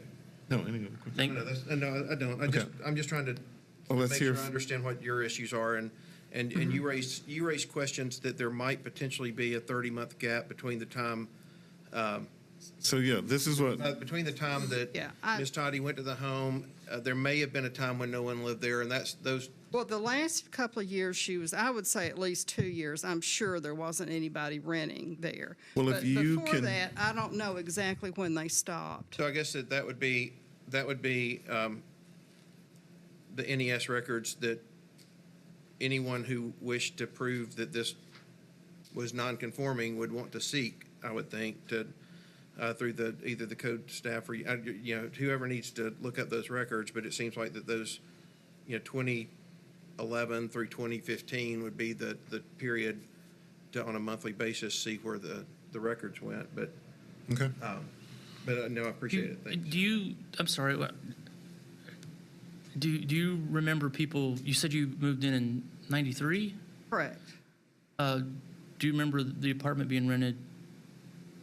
That up until recent or the 2011. I mean, were there always people rented there, or was there a time when? I can't say that all the time. I mean, pretty much those nurses were there, and like I said, they didn't live in Nashville. They just stayed. Sure. They stayed there during their shifts at Centennial. So. Well, thank you very much. Okay, thank you. Let's hear from the next opposition. Hi, I'm Deborah Waters. I live at 4206 Murphy Road. I've been in that home since 1993 myself. And I have a similar home in that it was also built in the 20s. And in the 40s, a lot of times those metal staircases were added, and I've got a monster outlet that my husband tells me was for a refrigerator back in the day. People rented out the second floor of their homes many times. Miss Toddy, according to the tax record, which just says 4404 West Lawn, it does not reference any duplex addressing in the property tax record. She's had that property since 1950. So it almost alludes that maybe the people that had it before her rented the second floor, and then she treated it as a single family with a little garage out back. So I'm against it being considered. It is maybe a non-conforming duplex, and I don't know what the rules were in 1950. But as for it being a real duplex now, it's a single family house with a stairwell on the left-hand side and a dilapidated garage in back.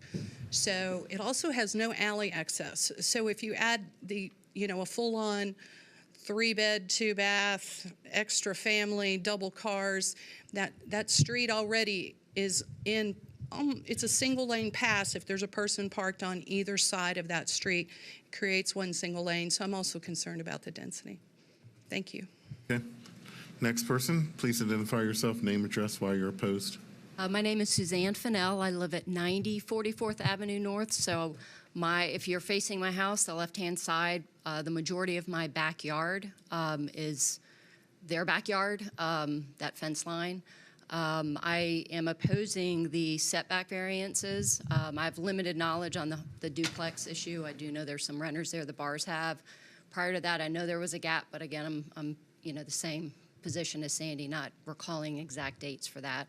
But I do oppose the variance, the setback to be 3 feet versus 20. That's what it should be, I believe, from my side of the yard. At their backyard. Ma'am, you said you back up right to them, right? Your Correct. yard. Well, my yard, it's the left-hand side. They back up to my yard. Their backyard Oh, I see. Okay. on West Okay. Lawn is up against the left side of the majority of my backyard. My concern is the size of what they're going to build and and going 2 stories above and not knowing, they don't have any specific plans as to how that's going to look. As a single-family home, it's going to be pretty big. For me to have privacy in my backyard, that's really going to diminish any kind of privacy when I come out into the yard, and I can be able to almost reach across and touch the property. And I'm not sure what kind of issue that would have concerning our property values, including Sandy's. This could be 2 stories up with I'm not sure what the design's going to be, but and currently, behind me, I have 2 larger buildings, but there was a proper 20-foot setback. So I've created some landscaping to kind of buffer that, but I think 3 feet's going to be very difficult to buffer that at 2 stories. All right. Okay, any other questions for the opposition? I don't. Okay, thank you.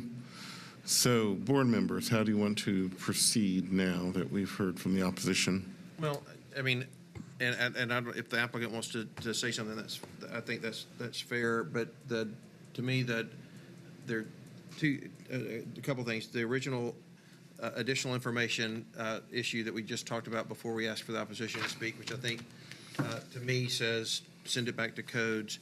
And I do think that the opposition did raise, especially the immediate next door neighbor. I think some of the others were probably more concerned about the variance if it comes to the variance. But the immediate next door neighbor did give a date range that probably should be explored in terms of time lapse from rentals between, I think, maybe 2011 and 2015. That period from the time that the owner went to the nursing home until it was sold to see if, in fact, it actually did have, it never did lapse into more than 30 months of vacancy. But other than that, I think that there's been an awful lot of information provided that needs to be reviewed by the code staff, and I don't feel comfortable making a decision on it. Okay, I would like to defer it. Okay, make a motion. And I guess the question to both the applicant and to the zoning administrator is, should that be the 15th of November, or should it be the first meeting of December, which is going to give enough time to appropriately, hunt all the information down?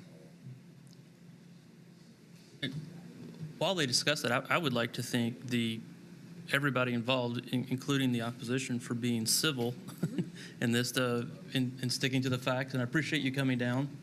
And it's not always that way with these types of things, because it is personal when it's your next door neighbor, but it's nice to see it not get personal. Yeah, and not trying to minimize the setback question, Right. because I think that's important, but we've got to answer the first question before we can address it. So, I do appreciate the concerns that were raised by the neighbors on that. We could defer indefinitely, and when they're ready to come back. Well, I think a time certain Well, for yeah, this. I'd like for at least the neighbors to time certain. Sure, okay. yeah. I mean, this is one of those that it shouldn't be that hard to hunt down. Right.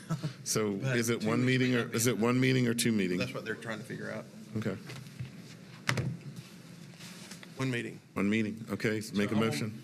I will move that we defer this case to the meeting of November 15th to be heard in whatever form it takes. I mean, if it's And to instruct the zoning administrator to review the new information submitted today and see if that changes anything So related to the we'll- recommendation. So we'll either hear the same case as an item A and then the variance request, or if,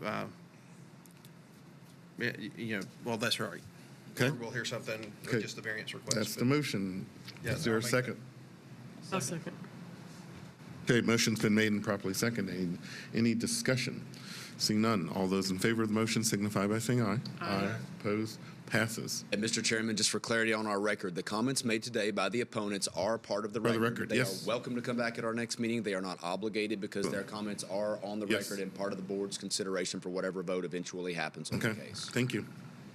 With that, that brings us to our next case, which is a short-term rental case, namely 2018-425, which involves a property at 1402B Chester Avenue, in Council District Number 7, shown here on the aerial map.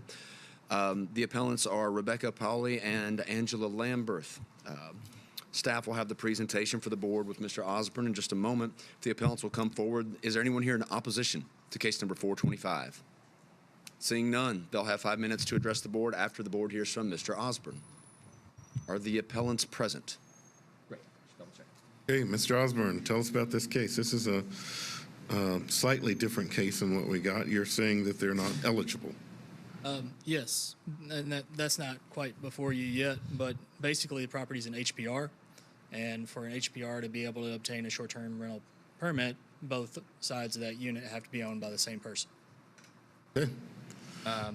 The operation dates for this are March of 2017 to November 2017, about 16 rentals.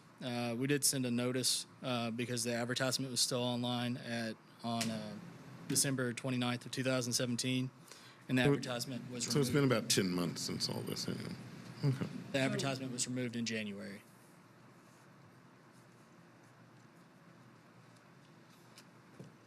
I don't remember. So I'm sorry. Why are we not hearing the HPR side? Is that something if we say they're eligible, then you look at it and then you say? If you say they're eligible to apply for a permit. When they come in to apply for a permit, they'll still have to meet all of the eligibility criteria at that point. We're just looking at the question of what date they even get to file an application, because right now it's a 1-year wait from the determination date that they are operating without the permit. And so I probably should wait and ask this after we're offline, but it seems like every tall skinny in this town is an HPR, and that's where all the short-term rentals are. So that seemed to be what council noticed as well. As a result, when they passed bill number 608 earlier this year, February of 2018. so it's a new. All right, that's what I was wondering. It is. You know, that was the question. Why haven't we heard this before? And it's because it's the February law and it's addressed in a different way. And that was not the original understanding of the law, but it is explicit in Amendment number 9 out of 9 that was passed in conjunction with Bill number 608. Very plain, 2 family homes must be under the same ownership in order for either one of them to be eligible for a short-term rental permit. And although you have not heard an appeal on that general topic before, they're in the queue, Mr. Taylor. Okay. Very good. And so, all right. Okay, so let's hear from the app. We've heard from Mr. Osborne. We'll hear from the applicant. Please come forward, state your name, address, and why you're here. My name is Angela Lamberth, and I reside at 1402B Chester Avenue. And I'm Rebecca Pauli, and we are the owners of 1402B Chester Avenue. I'm sorry, I'm a little confused. I have never heard any of this information before right now. The HBR situation. We were coming to just say that we applied for our permit a few months ago, because this is just something we do occasionally, which we apologize for operating without a permit. And we went in and we were told that the date that they had on their computer was April. And I said, well, I know that we received the notice in December. We were out of town for New Year's Eve, so when we got back in January, we took it down. Have not operated since. And yes, so we were just coming in to say we'd love the date changed to December so we would be eligible to apply for a permit. So the last time you rented the property was when? Last time we rented was longer than that. It was September of 2017. So you got caught because you applied for the permit, or did you get the Sorry, notice? I didn't hear your Did you get the notice? That's how you knew you needed a permit? No, we got the notice that we were advertising without having a permit. Okay. Oh, okay. All right. When did you advertise? On Airbnb, we No, but when did you advertise? started advertising in like April, I think, of 2017. So you didn't get I'm sorry, the notice didn't come in, you got the notice in December? Correct. Okay. And you're just now, Just now getting Dealing with around it. to reapplying, Okay, yes. I see. And so when you came back to reapply, they said a year from when you actually apply, and that way, and you're thinking, oh, last rental. I got it. All right. And then the other issue is one that, again, I wasn't aware of because we haven't had that type of case, but that, again, doesn't have, it sounds like it will absolutely impact you, but it's not something that we're addressing, which is your property type is one that probably will not allow you to have a short-term rental permit. But as far as we're concerned, that's something that Robert and the crew can deal with. Isn't that right? Yes, that's right. Okay. So any other questions of the applicant? Okay. We're going to close the public hearing discussion. I mean, I'm a proponent of, when, penalties begin when you were last bad, so to speak, and since it's been almost a year for that, I'm comfortable saying that they're eligible and will move. They're eligible to apply. The zoning administrator did not err. They're eligible to apply for a permit on Monday, and But they must meet all the requirements. knowing that they must meet all the requirements, of which they based on the information we've been provided, may not, but they are certainly eligible to begin that application process on Monday. Okay, motion's been made. Is there a second? Second. Motion's been made and properly seconded. Any discussion? Seeing none, all those in favor of the motion signify by saying aye. Aye. Opposed? Passes. Okay, John Michael. Mr. Chairman, the next case for the board's consideration is 2018-523. Delois Crockett, the appellant and owner of the property at 4409 Falling Leaf Lane, filed this appeal involving a short-term rental property. The board will hear the staff report from Mr. Osborne if the appellant is present. Yes, great. And is there anyone here in opposition to case number 523? Seeing none, there'll be 5 minutes for the appellant to make the presentation that they wish after hearing from Mr. Osborne.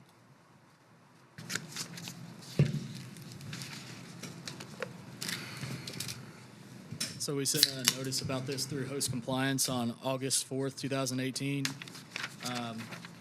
Looks like they had some rentals between June 2018 to August 2018, numbering at 3, and then they removed the advertisement on or around August 15th. Any questions? Okay, thank you, Mr. Osborne. John Michael. Do we have an applicant? The appellants are present. If they wish to come forward, please introduce yourselves by name and address and make the desired presentation to the board. My name is Delois Crockett. I reside at 4409 Fallen Leaf Lane. I came here today because I was caught without a permit. Now, that's an honest way to say it. Yes, sir. Well, honestly, can I just be transparent and real country? I mean, I'm serious, y'all. We're real here. Miss Jessica and them, they really helped me out down there because I went into this blindsided. I started off by, I was renting to some family members.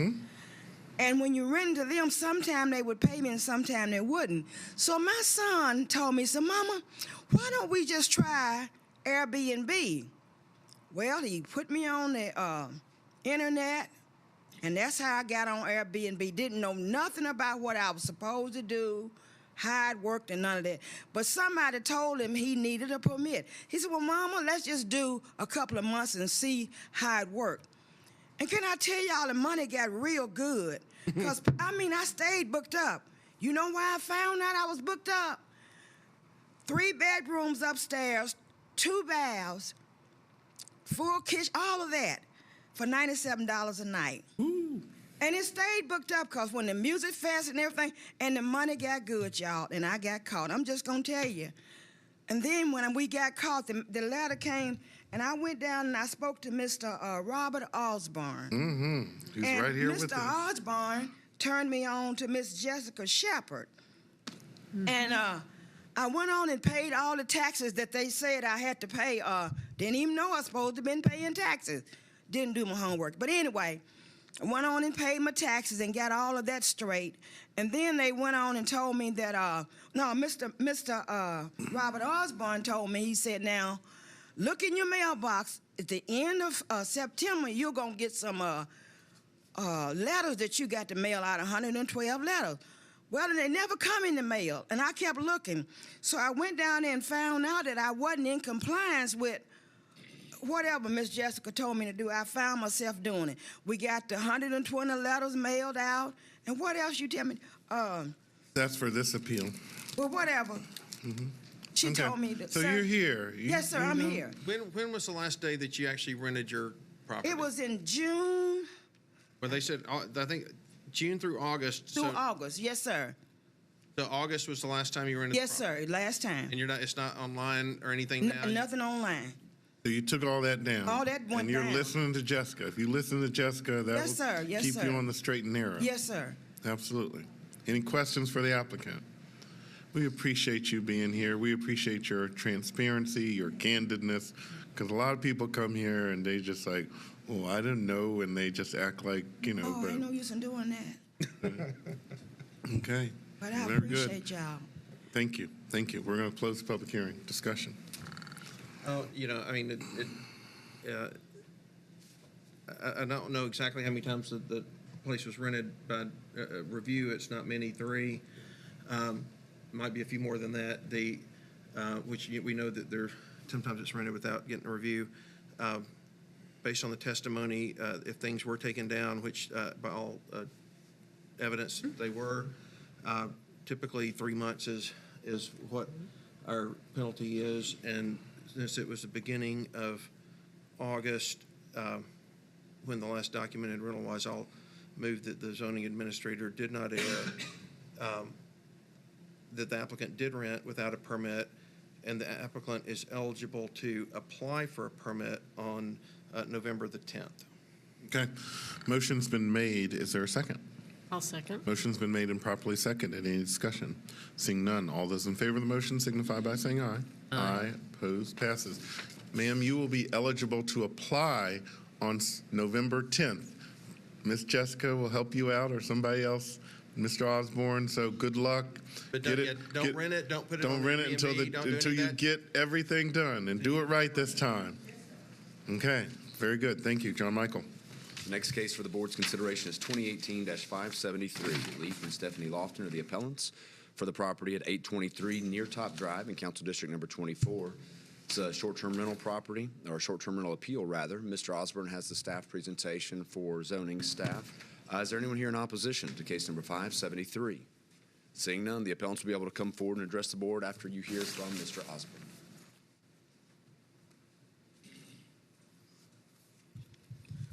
So we found out about this one through host compliance. We sent a notice on June 1st, 2018. Looks like they were operating from January 2017 to July of 2018. A number of about 141 rentals. The advertisement was removed around July 30th. While researching this property, I found out that the Loftons applied for another owner-occupied permit at 814 Near Top Drive, and that was issued on July 9th of this year. Also, while researching the owners of this property, I found out that like Mr. Lofton knew about the short-term rental laws in Nashville, as he posted a petition on his Facebook page back in January 2017. How does that work, Mr. Osborne? If somebody comes in to get a permit, do we not know? It looks like this notice was sent in June of 18 on this property, and then he got a permit issued on another property in July of 18. So is there no cross-reference on that? For like obtaining 2 owner-occupied permits? Not really. Okay. Okay, thank you. To manually search the person. Okay. And so this wouldn't be, I take it this is an area that's not eligible for a non-owner occupied.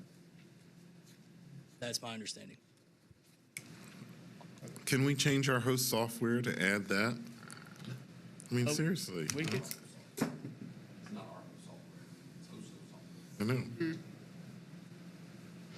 Because I think there are probably some other people that might have 2 owner-occupied permits out of the thousands. John Michael, how many people legitimately have short-term rental permits? And Although I haven't checked in the last 2 or 3 business days, we're hovering right around 4,300 actual permits issued here in Davidson County. We have rough estimates of anywhere between 1,500 and 2,000 illegal operators, a number that I'm proud to say is shrinking on a regular basis, thanks in large part to the work of Mr. McBroom and Mr. Osborne and our property standards staff. very good. Well done. Well done. Okay. So, board members, We need to hear from them. let's hear from the applicant. Please come forward, state your name, address, while you're here. Is there any opposition? Is there opposition to this? Yes, there is in the packet. And here today, is there opposition? Please come forward. Okay.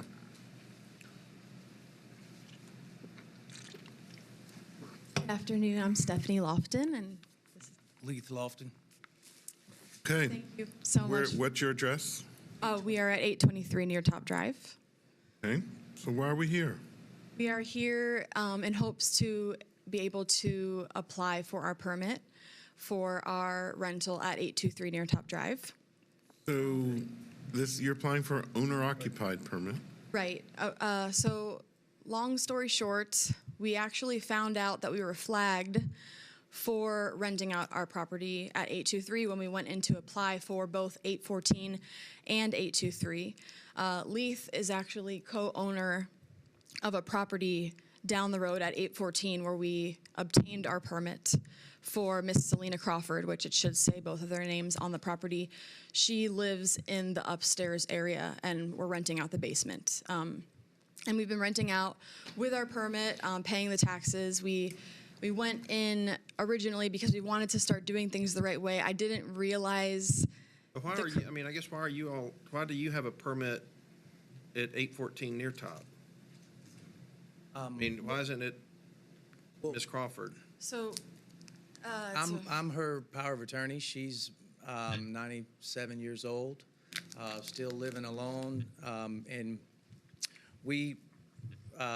I manage her other rental properties, and we just were thinking that we could help pay her taxes and insurance on the house that she resides in. So we applied for a permit, and while there, we were told we were going to apply for both the 823, and he said we were ineligible to apply for 823 because we were flagged, and that was news to us that we were flagged. So, But well, let's wait a minute. You know the laws of short-term rentals, right? well, unfortunately, we do now, yes, but Wait a we weren't. minute. I asked him. Oh, Do you I'm know the laws of short-term rentals, right? No, don't shake your head. Wait a minute. Mr. Osborne here, who is a great investor. Yes, tell us about that. Because you have posted on Facebook. I would like to know what I posted because Well, we have a screenshot of it. Yeah. And it basically said on January 25th, 2017, Megan.Berry@Nashville.gov. Keep short-term rentals legal in Nashville. Sign the petition. Okay? So if you were active enough to encourage people to sign the petition and know that there's potential legislation, how can you just say, oh, I didn't know about the laws or anything like that? Well, because I think if someone owns a property and there is such a thing as you're renting a room, if there's such a service as Airbnb, I think that it should be. No, that's not answering the question. January 2017, you posted this on Facebook encouraging your network to get involved in this legislation. You had to have known what the council was doing. I just threw that out there because I'm. What other kind of things you throw out on your social media that you don't know about? I don't get on Facebook that much. I don't believe you. No, I don't. that's the truth. But you can look at my Facebook now and see the last post. I don't know when the last post was, but I don't get on there as much. I mean, So how many other properties do you own? we just own 823 Near Top Drive, and I'm co-owner of 814 Near Top. with Selena Crawford. But you just got a permit on that property. I guess, why did you correct? get a permit for her property? I'm sorry. Well, that's what I'm trying to clarify. You live at 814 near top. Selena Crawford lives there. I mean, I'm and- sorry, you're at 823. Yes, ma'am. And you've, according to host compliance, have been renting it since January of 2017 through at least July of this year. And also, as my colleague has pointed out, in January of 2017, you indicated that you had knowledge that there was legislation surrounding short-term rentals. I mean, do you deny that you put that on Facebook? Having knowledge is saying a little. I wouldn't say that I had knowledge. I did. I'm not denying making the post, just because like I said, But we have other people waiting to talk. I mean, what it says is, I just signed the petition on change.org. I mean, you signed it. That tells me there was a petition about keeping short-term rentals legal. You were cognizant that something was going on regarding that type of ownership. We did understand that we needed to obtain a permit, and that's one of the reasons why we went in to do it the right way. We had this extra room that we were renting out to our family, and we just thought, well, let's just try it out. And it kind of got carried away. We both had jobs that we were traveling a lot, and getting the permit just kept putting it off, really. So we just didn't realize the repercussions, I guess, of not having it. And when we were ready to finally get everything done, we realized that we had been flagged, which we didn't even know was a thing. We thought we'll just pay our taxes and we'll get the permit and move forward, which we've since paid all of the taxes, and we're really trying to do things the right way. We don't want to do things the wrong way. We just kind of there wasn't a full understanding of how to move forward in the correct way. One of the things we look at is what happens after the notice is sent, and you got a notice in June 1 of 2018. Did you rent after that notice? yes, ma'am, because we never received a written notice. We were told that obviously it was sent there. We didn't know what happened. We didn't know we were flagged until applying for 814. The gentleman there that was helping us apply there said, your 823 is flagged. What date was that? Ma'am? What date was that? July, maybe? June or July. And once you knew you were flagged, how many times did you rent? Well, he told us to take it off and we would have to appeal. We would, I would say once we knew we were flagged, we tried to, as best as our could within the next week, to get everybody off of there without being rude. We tried to go through Airbnb and just take it off. So maybe a week after. Maybe a month. When was the last day it was rented? July, in the end of July, maybe. Did you cancel any rentals? Well, it was pretty fast process getting the 814 up. So what we tried to do to not be rude to our guests that had, because it clearly wasn't their fault, I messaged them saying that we had another one and we would give them the same or a cheaper rate if they wanted to stay. It was 4 houses down. So a lot of them canceled. A lot of them went ahead and changed. And then we took it off the advertisement. And so you have power of attorney for this 97-year-old woman, and does she stay there alone with the renters? She does stay there. We're actually, I went this morning for 2 assisted living places, and I did 2 meetings for them. She's getting dementia. She was staying with my mom for 2 months, and but she didn't like it in Mississippi, so she's back. So we're just watching over her, and but her dementia is getting worse. So we're trying to. So if for 2 months she hasn't lived there, doesn't that go against the spirit of this short-term rental law being owner-occupied, that she wasn't living there, you knew you weren't living there? Tell us about that. Well, Yeah, The house is You said she was living with your mother, and now she's trying to find. she just stays there temporarily. We Well, didn't. 2 months sounds like living, not staying there. Well, you're right. You make a good point, but she was still getting mail, and we wasn't sure if she was going to be there permanently. Getting mail is not living there. I understand that, but like she's back now, so She's back she in the just- house. She's back in the house, yes, sir. Like I said, when she bought the house, she put the house in mine and her name, and I figured, if it's not considered owner occupied, then I guess that's another issue. But I figured that would be owner occupied. Our neighbors know about it. They have no discrepancies about it. We have good rapport with our neighbors. So, Other questions of the applicant? Okay. Let's close the public hearing. Well, I mean, I do understand some of it.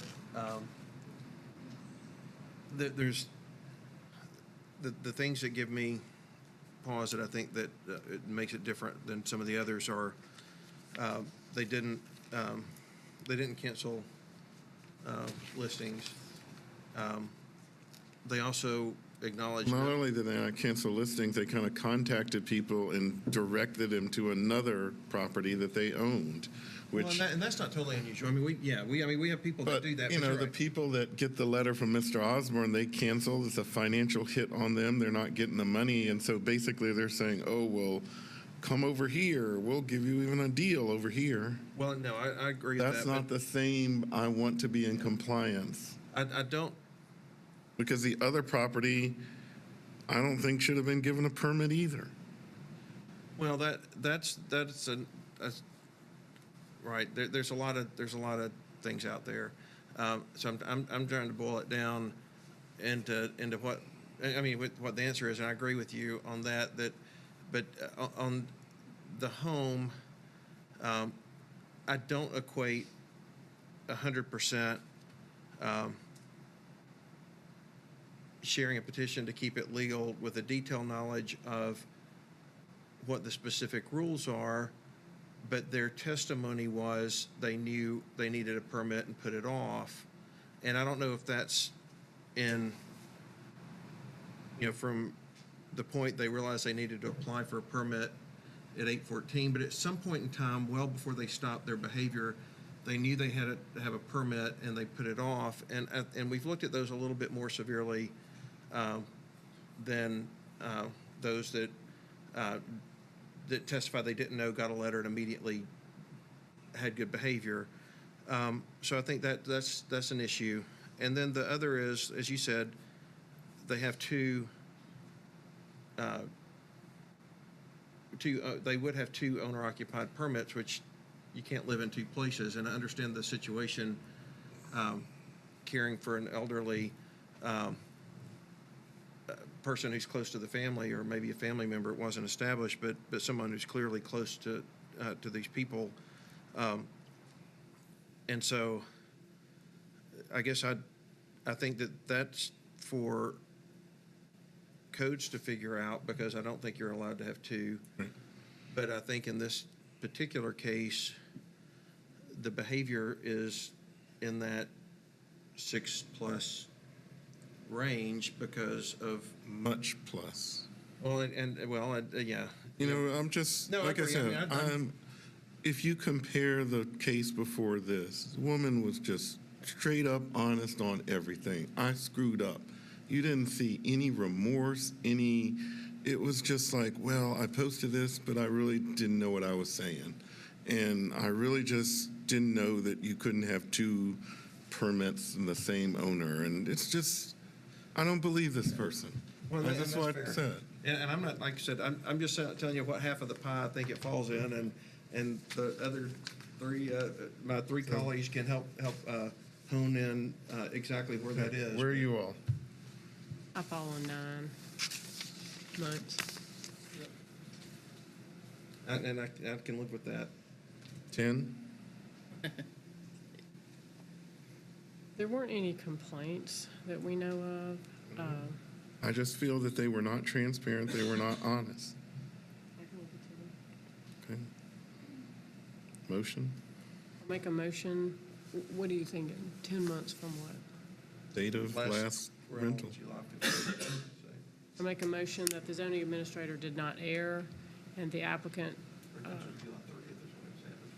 should be allowed to apply for another permit 10 months from July 30th, 2018. Okay, motion's been made. Is there a second? Motion's been made and properly second. Any discussion? Seeing none, all those in favor signify by saying aye. Aye. Opposed? Passes. Mr. Chairman, the next case for the board's consideration is 2018-581 involving the property at 14A Garden Street in Council District Number 17. Daniel and Amanda Burt are the appellants and owners of that property. It involves a short-term rental permit. Staff will hear the report from Mr. Osborne, then we'll hear from the appellants. Is there anyone here in opposition to case number 581? Seeing none, we'll hear from Mr. Osborne.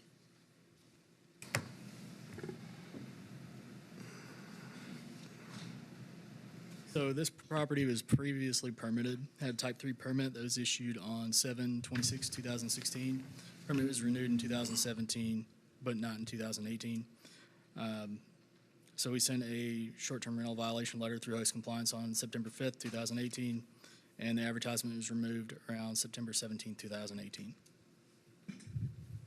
Okay, any questions for Mr. Osborne? So this is just one that they couldn't send us a $50 check, basically. Okay, let's hear from the applicant. Please state your name, address, and tell us why you couldn't send Metro government a $50 check. That now because of it. My name is Amanda Burt. My husband and Daniel and I live at 14A Garden Street, which is also the place we rent out. We live there full time. We rent about 1 weekend a month while we travel to visit family. Like you said, we had our permit for 2 years. Somehow the renewal just totally slipped our mind. We're normally very good at this kind of thing, and this one just slipped. As soon as we got the notification from the city, we followed the directions. The next day, we were in codes with our full application package. Did you take the future listings down? We did. And How many? There were 4 that we had from, I think we got it September. So we had September, October, November. I think there were 2 in one of those months. So we had 4 listings that we canceled. And so now, yeah, we just want to regain our permit. It's Okay. owner occupied. We do it once a month. Okay. So. Questions of the applicant? Okay. I see that she's supported by the council member on this. And I think 4 of our neighbors sent in letters in support. Okay. We try to do a really good job keeping our renters from bothering neighbors and things And like it's that. rare that a council person is going to enthusiastically support someone with a Sure. short-term rental, particularly in front of us. Yeah, I think we're a lot different than a lot of the Yes, you must be. buy them and just rent them full time. We live there and we have been in this Okay. neighborhood for a while. And you have neighbor support. Okay, thank you. Close the public hearing. Discussion. I mean, I'll move the zoning administrator did not err. They operated without a permit because they had a prior permit, and it's I think a clerical error on their part, but have done everything else right. They can apply for a permit on Monday. Okay, motion's been made. Is there a second? Second. Motion's been made and properly seconded. Any discussion? Seeing none, all those in favor of the motion signify by saying aye. Aye. Opposed? Passes. Good luck. Mr. Osborne, I think the host compliance has really been helpful because that you want popped to out take us to the last case? immediately. Tell us about our last case on our agenda. Oh, here's John Michael. Okay, just in time for our last case here. Case number 2018-587 involves a property at 2765 Call Hill Road. It's a short-term rental appeal. Mr. Osborne will make the staff presentation for the Codes Department. Any of those who are here in support will have the opportunity to speak after the appellant. Any of those who are here in opposition will have the opportunity to speak. Is there people here in opposition to this? Okay. We'll hear from Mr. Osborne. So we sent a notice through host compliance on September 5th, 2018. The property was operated from December. Closer to the microphone, Mr. Osborne. We sent a notice on September 5th, 2018. They operated from December 2017 to September 2018, about 48 rentals. The advertisement was removed between September 11th and 22nd. Okay, any questions for Mr. Osborne? No complaints. Okay, thanks. Let's hear from the applicant. Please come forward, state your name, address, why you're here. Hi, my name is Tricia Marion. I'm from 2765 Call Hill Road. We moved here from Wisconsin last October. We have 4 children living in the area that beat us here. I wanted to do an Airbnb to help us out with some financial difficulties because of one of our adult sons that was homeless and meth addicted. So good news is he's in Cumberland Heights as of Sunday. So I received my letter on September 10th. It says it was mailed the 5th. I closed it down on the 14th. My last renter was the 13th. I posted this Scarlet. You said your last rental was the 13th of September? Yes. I closed it down with Airbnb on the 14th. Posted the sign in the yard. So why didn't you know about our short-term rental laws? I'm from a small town. How long have you been here? Me, Yeah. since October of 2017. Okay, so I started it in January. you're new. You came. Well, how'd you hear about this? To even? Oh, my daughter, same as that other lady. My blame daughter's friend runs Airbnb, and so she told me about it. And I just thought it would be. And what did you tell your daughter when you got a letter from Mr. Osborne? Oh, I called her, my daughter's friend, and she's like, I didn't realize you lived in the Davidson, Nashville area because I'm so far south, but I have a Nashville address, so. Okay. Questions of the, do you have anything else? Really just, I'm pleading ignorance. We hear that. I didn't know. I'm sure you've heard it all. Okay. Any questions for the applicant? So you rented one time after you got your notice? Yes. Did you cancel any rentals? Yes, a lot. How many is a lot? Oh, probably 10. Okay. I was a 5-star in the top 4 1-bedrooms in Nashville. I saw it come up. I'm like, whoa. I just, people like our home. It's a Nashville ballet room. That's what I call it. And it's your home, and you live there, and you're there when the guests are there. Yes, always there when our guests are there. Okay, so we have many people in opposition. We're going to hear from the opposition. You'll be able to come back afterwards to respond. So please come forward. People who are opposed, you can go back to the audience. Tell us your name, address, and why you're here in opposition to this. Or good afternoon. My name is Alice Burkhart. I live at 2749 Call Hill Road, and I have lived there for 12 years. Our neighborhood is a residential HOA neighborhood with covenants and rules to abide by. And on Call Hill itself, in front of my house, there's an awful lot of traffic going by, and they go very fast. I am against this because it's setting a precedence for our peaceful neighborhood. The people in our neighborhood are many retirees like myself, a teacher for 31 years. My investment's in my home. I'm concerned about people coming and going and the safety aspect of that. We already have leased out property, and unfortunately, I was witness to 5 policemen coming into a home where the new person who was leasing the property had left, and an old tenant or somebody who had a key came in and went through the house, and 5 policemen. I'm coming home from the grocery, and there's 5 policemen. I mean, I know these are unforeseen things, but we want our community to be a quiet, residential, couples. There's some younger couples, but a lot of older people. My neighbor behind me, she couldn't come today. She has MS. Another neighbor who couldn't come, he's 87 years old. And so I know they're not here, but she they just couldn't make it. So we want to keep our neighborhood from all of this stuff that's going on, and our world is not getting nicer. And you don't know who's coming into your home, really. And that's what I'm concerned about. Okay. Let's hear from the others. Please state your name, address, why you're opposed. Please get forward to, yes. I live at 2753 Call Hill Road.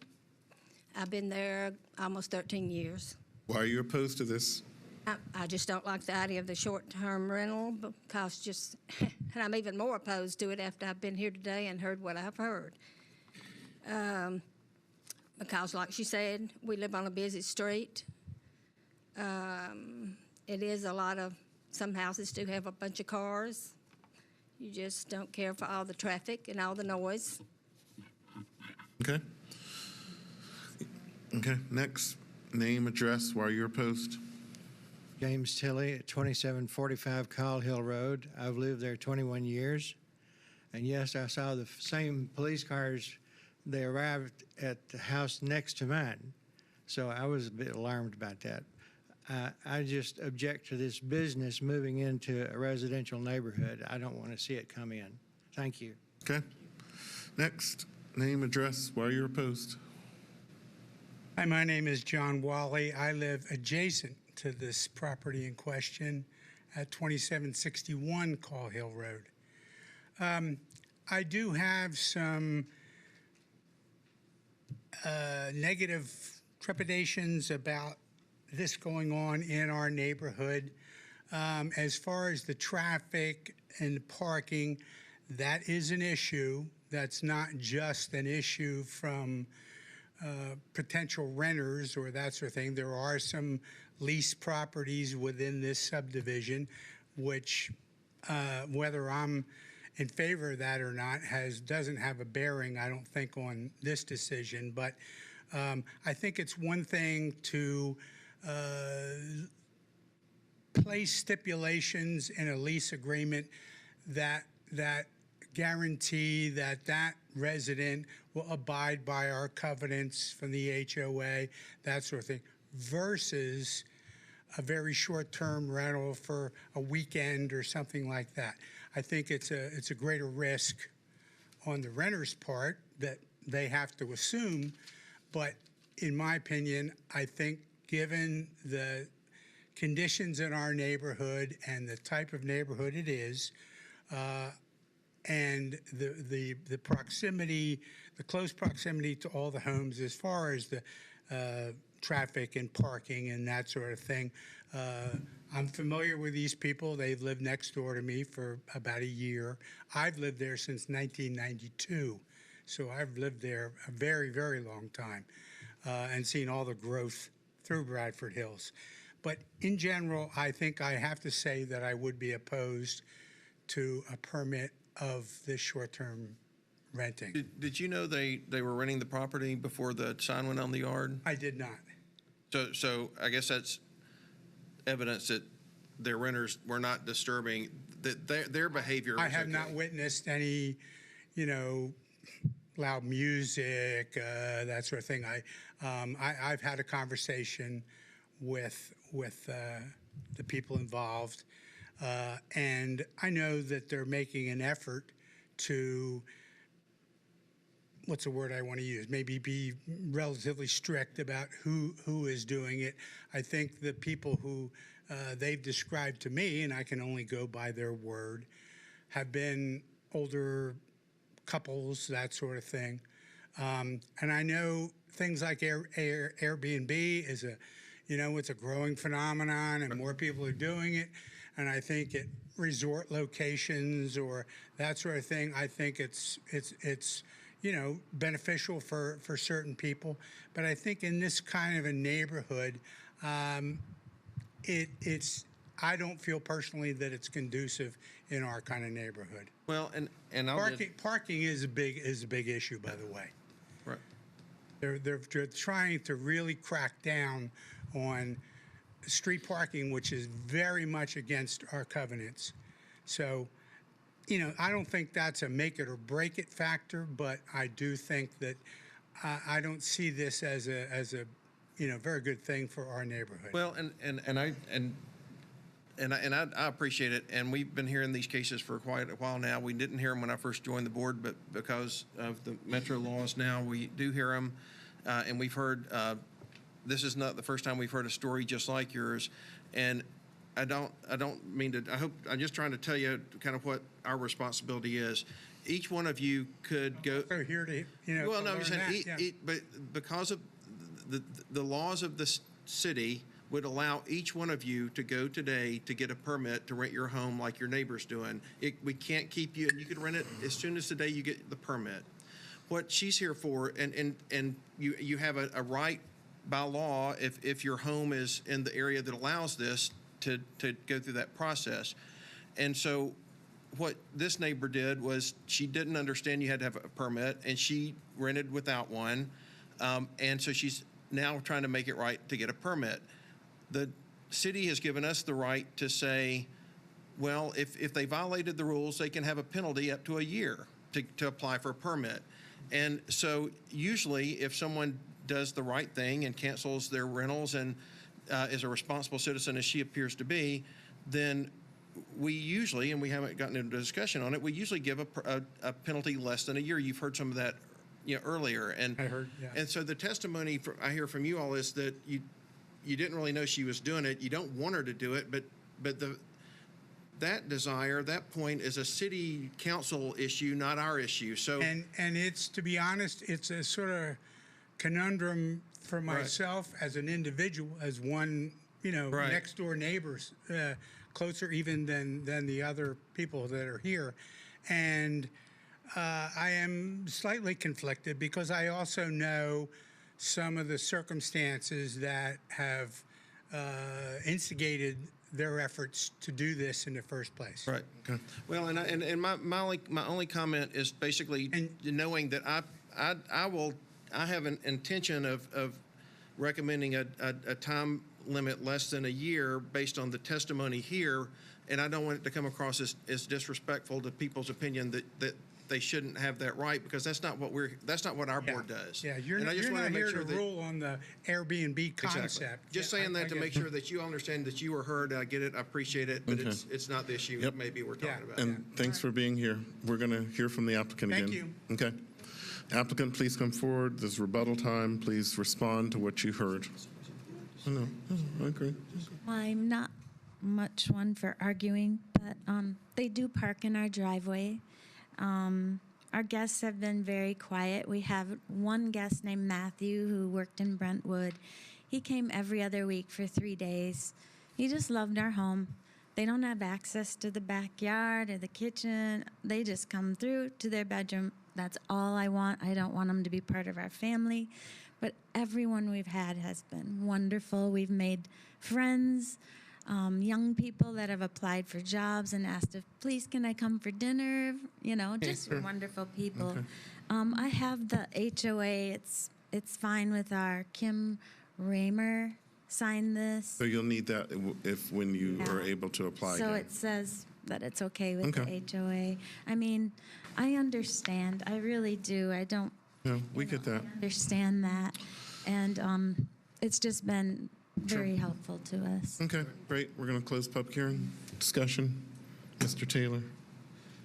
Well, I do think that this is the type of thing when it falls into that, first quarter, the 0 to 3 months because of the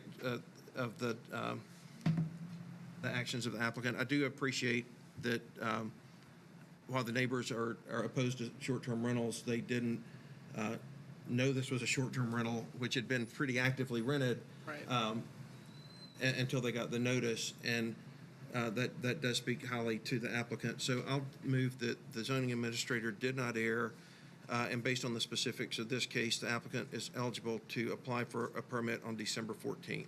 Okay, motion's been made. Is there a second? Motion's been made and properly seconded. Any discussion? Seeing none, all those in favor of the motion signify by saying aye. Aye. Opposed? Passes. That's it. Thank you, Metro Schools, for allowing us to be in your fine boardroom as Sunny West is the early voting site. Last day today, go vote. Go vote next week if you haven't early voted, and we will see you soon. Thank you. Next week. Is it?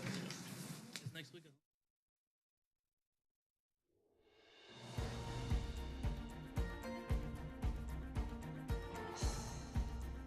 This has been a service of the Metro Nashville Network. If you would like to see this presentation again, or for more information about this and other programs, visit nashville.gov.